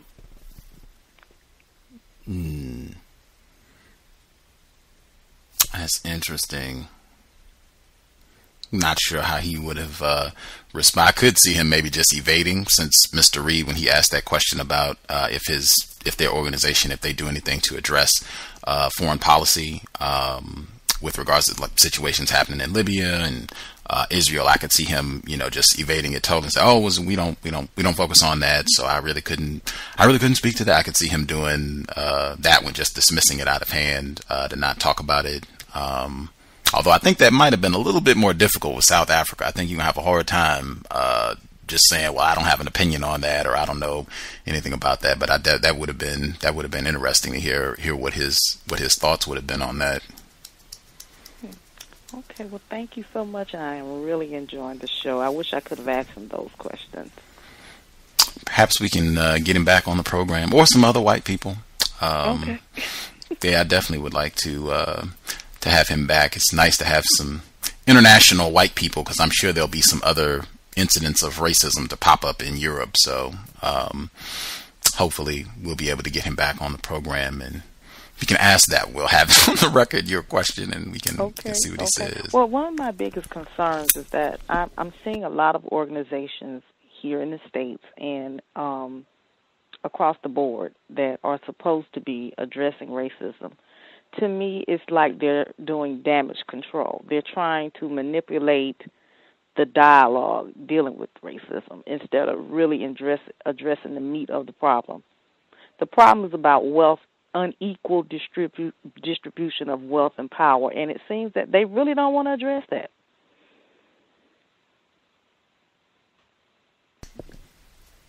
Oh, I agree. I think the White Privilege Conference is tons. Timothy Wise, it's tons of these organizations and individual white people, I think, that are, as the Brooklyn caller was saying, they represent the Maginot Line of defense against racism, white supremacy, a purposefully ineffective, weak counter effort to racism, white supremacy. And I think it's about it's just another refined form of white supremacy. Matter of fact, 1984. Now, we haven't got far enough along in the book, but this becomes a huge aspect of 1984. I don't want to give the plot of the book away, but it is 1984. It's right in the book. White people are very good at that. They go out and they know they have a system of injustice where they're going to be mistreating people. They know these people eventually are going to get upset and are going to make an effort to counter what they are doing. And they say, we will make sure that we are in control of the counter-racist effort too.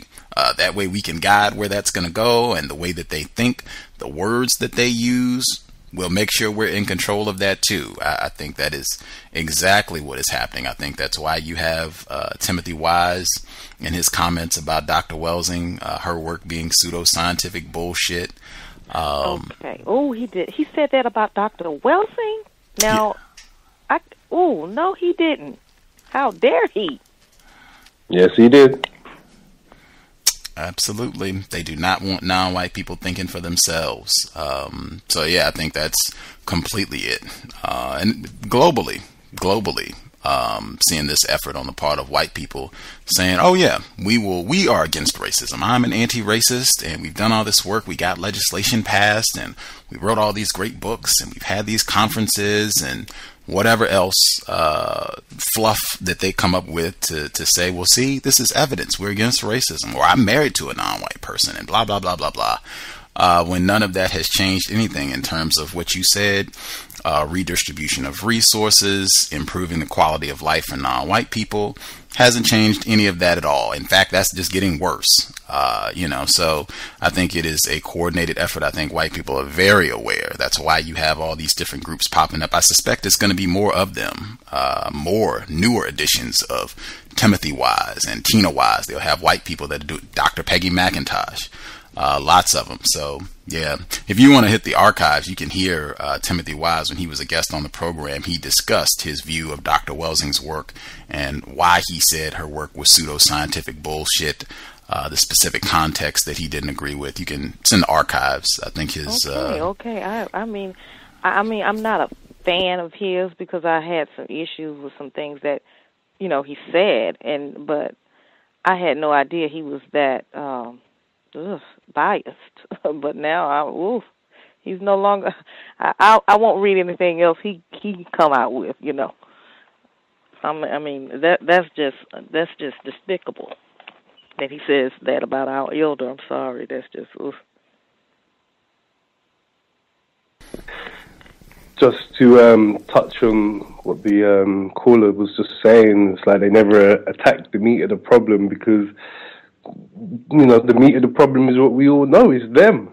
They're the meat of the problem. And, psychologically, more times than not, most people, it's easier to look elsewhere, up, down, left, right, than yourself, And if you've got everything and everything is in your favor, it's even hard. It must be even harder at that point to really address yourself when realistically, there's no reason to, because everything is okay. You've got what you want and more, But yeah, you've got nothing and you're at the bottom, it's probably easier to address your self-problems and look at yourself from that position. But I can't imagine it being possible from at the top. So I think from my point of view, I just give I don't expect nothing from them at all. You know, it's just a game. It's theatre or pantomime as we call it in the UK. It's just a game, lip service, and also to 1984, that Orwell book. I always hear the white conspiracy guys refer back to Orwell in that book. He wrote it in that book. It's all coming out now. We're seeing everything he said, and you know, and it's like even the other day, or over time, like we find a lot that they've financed a lot of our so-called movements, you know, throughout the 60s, and you know, so they put it in front of us already, man. It's all there. Hi, the female caller. I was just curious if you wouldn't mind sharing what, if you recall, what did Timothy say? What did Timothy Wise say that you know that you didn't agree with or that you took issue with? Well, I took issue with I think it was something that he had mentioned about reparations in one of his books.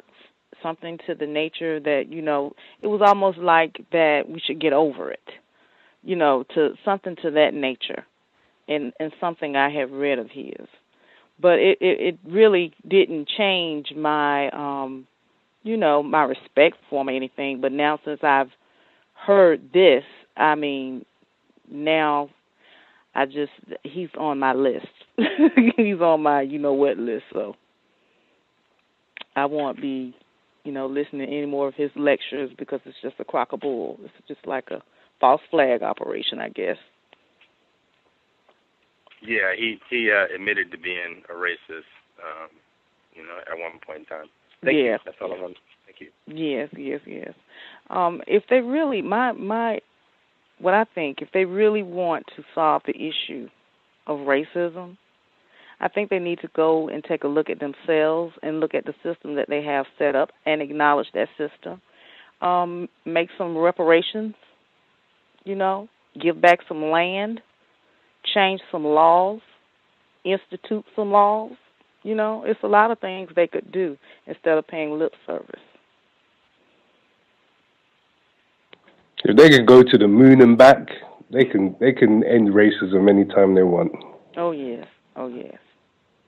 But it's not beneficial to them, so I understand that. And I mean, but I honestly, you know, Tim Wise wasn't on my list of racists. You know, I would say he probably was racist at some point in time, but you know, and I had some concerns when I had read something of his, but now that I heard you all say that he simply, you know, discredited Dr. Welsing's work, I mean, I take issue with that.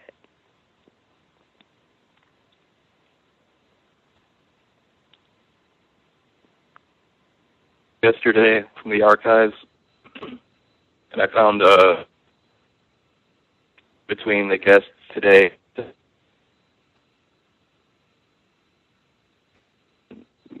Gus just on how you're breaking up. No. Yeah, you're cutting.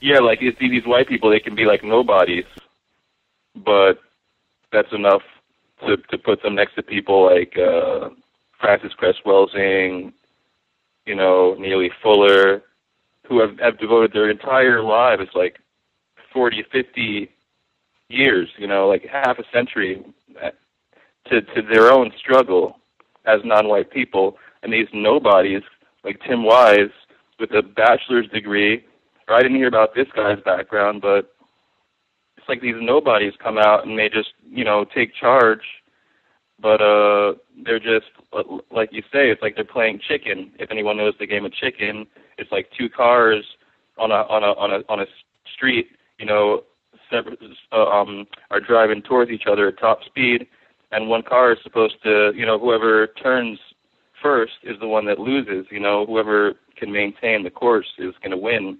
So it's like you're just driving at a wall, and I mean, that's like these white people trying to end white supremacy. They're just driving at a wall, but you know they're not going to hit the wall. They're just acting like they're going to. So, I mean, so if this is done, that's all they're doing is just keeping it going. So, logically speaking. Well, I have a question for everyone on the line. Do you think we will ever come close to solving the problem of racism? Do you think we'll ever overcome racism in the U.S., you know, anytime soon? It seems like it's a generational problem. I'll answer it first. From my point of view, I don't think we'll ever end racism. As long as there's white people on this planet, there will always be racism. But we can overcome it and have it and put ourselves in a position, I think, at some point in time where it won't affect us in the way it does today. But it's with those of us over a certain age. I take the Dr. Cambon approach. You know, it's a lot of us over a certain age is kind of game over, and I think our biggest effort has to be with the youth and the youngest coming up, and make sure we plant our own seeds instead of letting white people plant their seeds, their demon seeds in the minds of our children, which is in a lot of us today. Because you know, sometimes when I hear people say, "Oh, white people are going to disappear. Look, their numbers are going down." Even if they all disappeared tomorrow, as things stand, the psychology of the European is in everyone, and it's not just in black people. It's worldwide. You look around the planet, and it's all Europeanized. So, yeah, that's just my take on it. I think, I do think that racism, white supremacy can be stopped. I do agree with the UK caller of what he said. And I think that it will take a lot of non-white people to be informed and understand that white people are the problem. And if non-white people understand if white people are the problem, then, you know, I think white supremacy will be gone like like tomorrow, you know.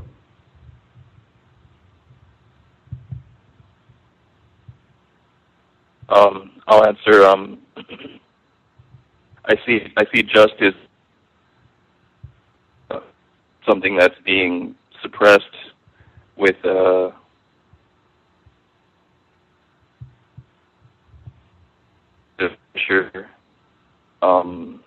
is white supremacy. Like a dam is and the dam, which is man-made, is white supremacy. So I think that it's inevitable that white supremacy is going to fail because it's unsustainable in the universe. So I think that as oppressive as it is, have you heard? Yes. Okay. As oppressive as it is, it makes us feel like there's a lot less possibility of it ending than there actually is. So it's like they give us the perception that it's endless, that they are gods on earth, you know. So I think that the beginning of that is to get a proper understanding, and with the proper understanding, then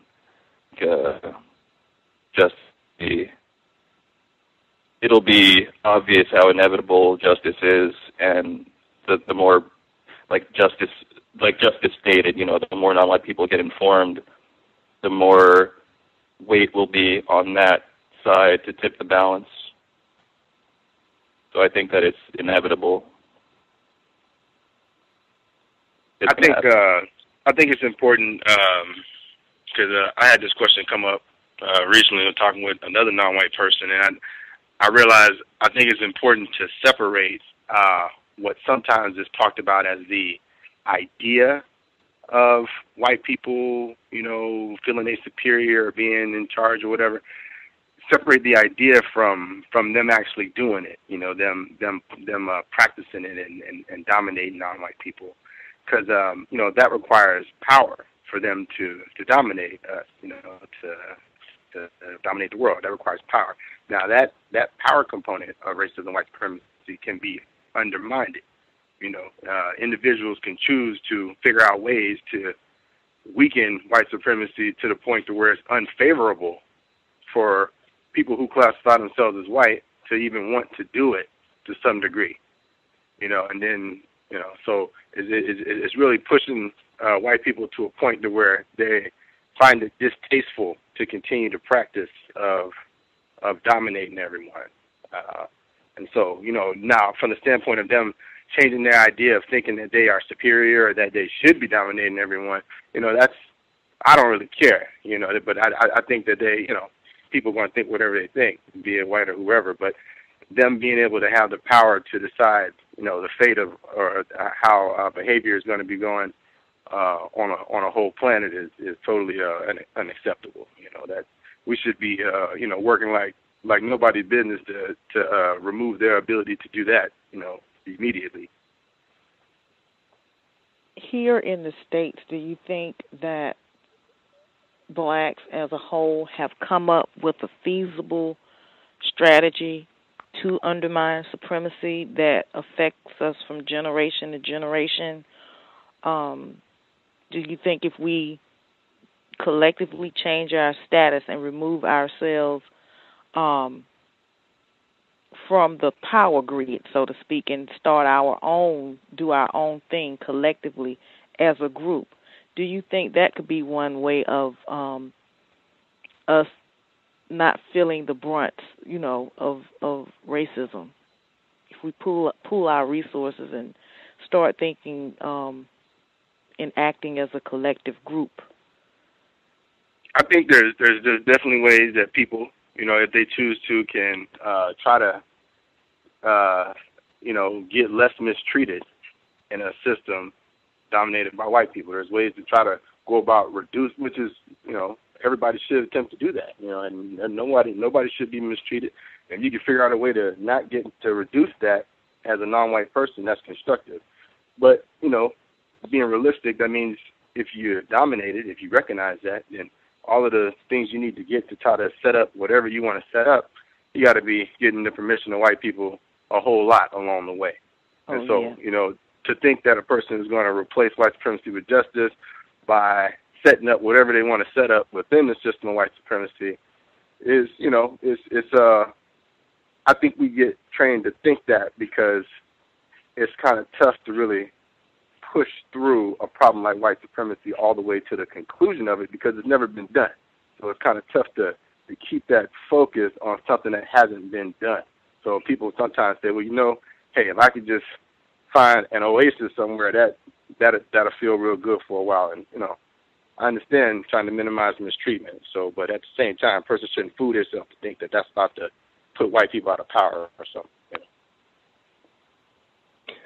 Sorry, could I just jump in quickly? But I'm not in the US, obviously, but given that outside in perspective, you know, the blueprints have been laid, you know. Personally, I think it's all out there. It's just going to take you guys, all us guys, to actually implement these plans. Like Garvey's plan's been there for almost 100 years plus now, whatever.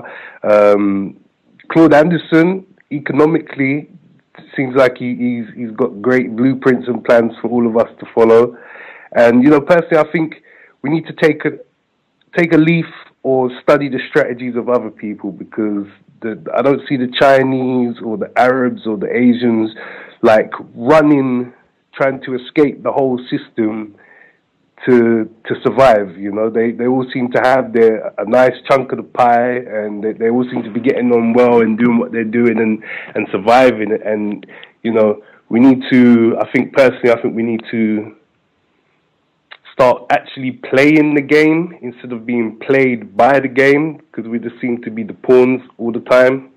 And one leaf I would take out of the white supremacist playbook is a lot of us need to understand that this is not going to happen overnight. We might not even see it in our lifetime, sadly, but we will have to be able to make the sacrifices and do the groundwork that we need to do now to make sure in the future that these things come to fruition, because the white supremacists 200-300 years ago didn't see it like they have it now, but they did the work, they put that grind in, and look at the results,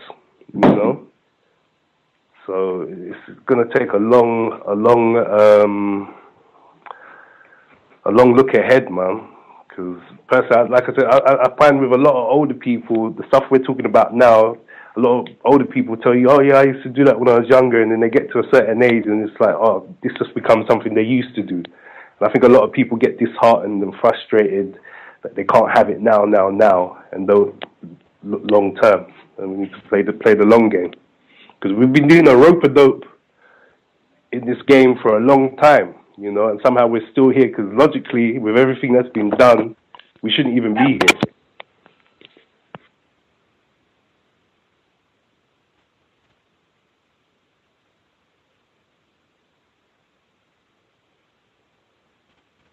Well, how many lifetimes do we have, How many generations do we have until white people, turn the earth into such a toxic mess that, they try to jump to another planet or something? I don't know. They're trying to gear up to go to Mars. I mean, like, things happen kind of quick, when you turn a corner, and that bell curve, I kind of feel like people need to get a sense of urgency. Not to disagree, but Oh yeah, I hear that. But I think some people go into this and approach this with it's like, oh, it needs to happen now. And I know what some people are like. I've heard it before from other people. When it doesn't happen the way they want it to happen, and they think it's going to happen straight away, just bear that in mind. Like, this, you might not see this properly in your lifetime. Just bear that in mind.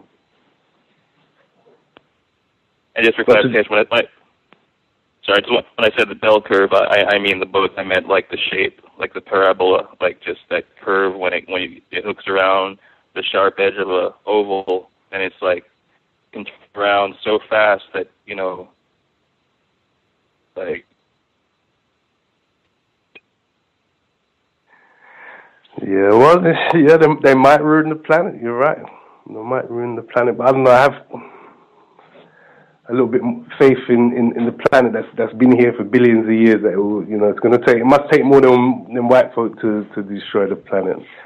I don't know. I have a little faith in nature, and it's more resilient than what we give it credit for.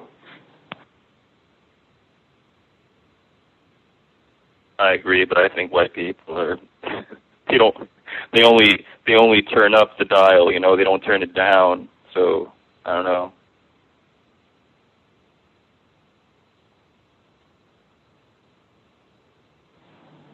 Oh yeah, and Amos Wilson as well. He's laid out a marvelous blueprint, and most of all, it's our reaction to white supremacy, which makes white supremacy what it is, and that's the part that we need to address as well. Our interaction with it, and I've heard Gus say many lazy ways we can stop interacting with white supremacy, even if you're half-hearted with it. There's many ways you can, do your little bit to dent the system. Well, I don't know. I just don't think we've got. I know we look around logically. We haven't got it in us to instantly step away and try and in that shape or fashion. There has to be a different approach to. We have to build up to that step away or complete separation. And that a point I wanted to say about that, that's I guess like I said, complete separation or trying to do something separate from white people. It's just that when I say separate from the standpoint of, and I could be wrong because I haven't went and looked real deep into how every single one of those groups of people, non-white people who want to pull away from white people to some degree and try to minimize their mistreatment or whatever. I don't really know all the ins and outs, but I know the ones that have tried to take a stance against white supremacy, through some form of organization or something like that. White people, they tend to have I've seen where they have a code for that already, of infiltrating that and busting it up and making it real disastrous usually for a whole lot of the non-white people, black people involved. So that's just another thing to keep in mind too, that if the people involved are not got some sort of mission to self-improve to the point of being correct people, in their thought, speech, and action, then you're gonna have you got a bunch of victims kind of corralling themselves together, and white people know how to handle that real easy. That's what I'm saying, man. We can't take on the system head on like that. We need to be sly like them. Yeah, we don't have to say, we don't have to, plant these seeds in these kids, man. Let them know what they're going to uni and college for. You're not going to college and uni to get jobs to work for other white people. You're going to college and uni to get qualifications so we can set up our own industries and create our own jobs and hire our own people. We can do it slyly, man. To a point where obviously they always know everything that's going on, but we can't put ourselves in a position for them to come down on us with the big boot so blatantly. Like what has been happened in the past, like. The lessons are there to be learned from the past, from, you guys got the civil rights movement and everything that happened after that, like, I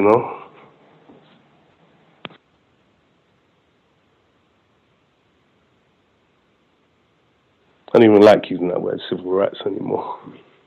But, the guest said something about, he kind of like put himself in that category, to where he was saying, when I asked him about, since he has, coming off of S.Dot's question about minorities, and then he said that, well, he means power, not numbers, as to why white people are majority. And then I asked him, since he has power, he has white power, and what's he going to be doing in a black organization, basically. And he basically put himself in the category where he's saying the 47% quote or whatever from Romney. You know what that's about? The 47% when I say that. The speech he gave to that got secretly filmed. Yeah. So I'm just making the reference to where the guest today was saying that us people who are in the middle class or lower class, like he's saying we are the majority. So it's like I feel like they're putting themselves in the same category as we are while we're going against the system. Like he's saying we are the majority, so we have more power than those people that are in control right now.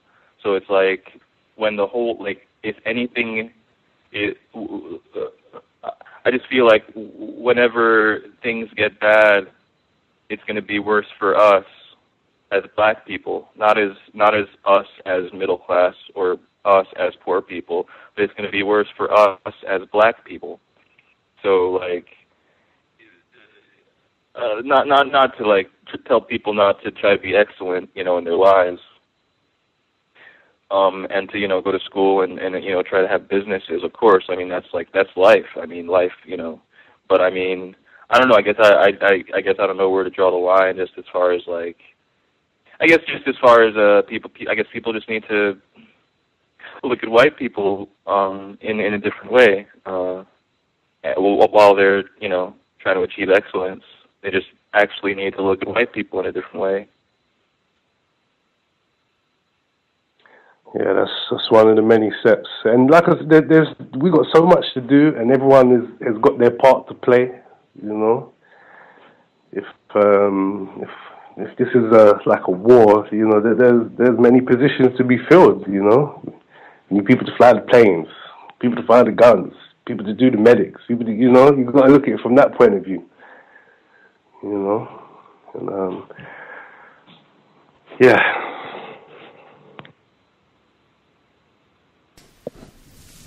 Right on. We did our 3 hours. We'll be back tomorrow.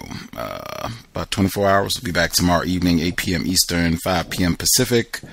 Again, Professor Edward J. Bloom, The Color of Christ. He'll be joining us tomorrow evening. White person, racist suspect. Thank you, UK caller, for reminding me with regards to if you are looking for something that does not require a great deal of time and energy that would contribute to replacing white supremacy with justice. Neely Fuller Jr., the book reviews on Amazon. Pam, she was saying that she had been tracking as people did write reviews for Mr. Fuller's books on Amazon.com that it did positively impact sales. The more reviews he got, it seemed like more people were buying the book. Unfortunately, one of the links for the code book on Amazon.com for Mr. Fuller's book got deleted. It was linked more than once. One of them is still there. One of them got deleted.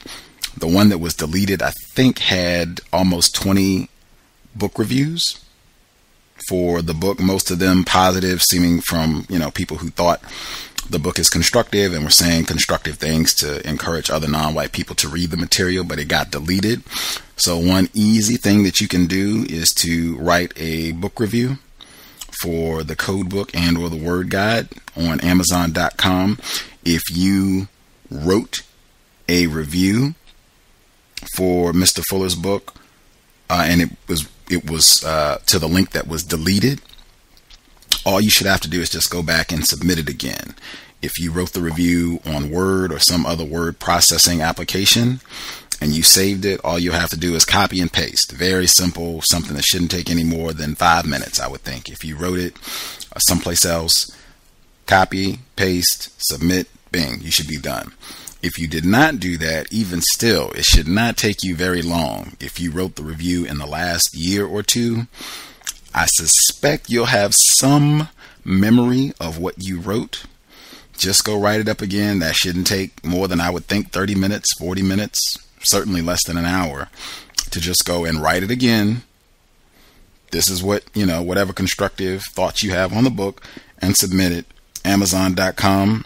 This should be an exercise in persevering, because you should expect major opposition, massive resistance from white people. If they see, oh wow, a lot of people are submitting reviews for Mr. Fuller's work, want to try to curtail that, just go and delete it, or we'll delete half the reviews, or we'll delete the whole link. All you got to do, have the same persistence, go back, submit it again. So if you wrote one, just submit it again. If you did not write one, no worries. You still got time. Just go it shouldn't take very long. I've written several counter-racist reviews for books on Amazon.com. It doesn't take very long. You don't have to write 20 pages for the review. You can, have maybe 2 paragraphs. It could be 3 paragraphs. I don't think they have a minimum limit. So if you want to write more, if you want it to be detailed and, express how the book helped you get a better understanding of racism, white supremacy, great. But if you don't have a lot of time and you just want to submit a few sentences that highlight some of the things that you think would encourage others to purchase the book, do that. But just go and write a review. As I said, Pam, she said she had tracked this for a while, and it does seem to have a positive impact, where the more reviews a book gets, particularly if they are positive reviews, 5-star reviews, 4-star reviews, it seems that more people are likely to buy it. So just go to Amazon.com. You can put his name in, Neely Fuller Jr., and look for the code book and or the word guide, and submit a review. As I said, if you wrote one before, it is possible that it was deleted because they did take one of the links down. So just submit it again. And the folks out there who have not done so, get cracking. If there are other non-white people and you want to encourage folks to check out their work, write a review on Amazon. That's something easy you could do. You could make a little limit for yourself and say, well, I'll try to do one counter-racist book review per month. That could be your 2013 goal. There are lots of black people who've written about racism, white supremacy. You could say, I'll take the 12 that I think have been most helpful for me, and I'll write a review for all 12 of those on Amazon.com.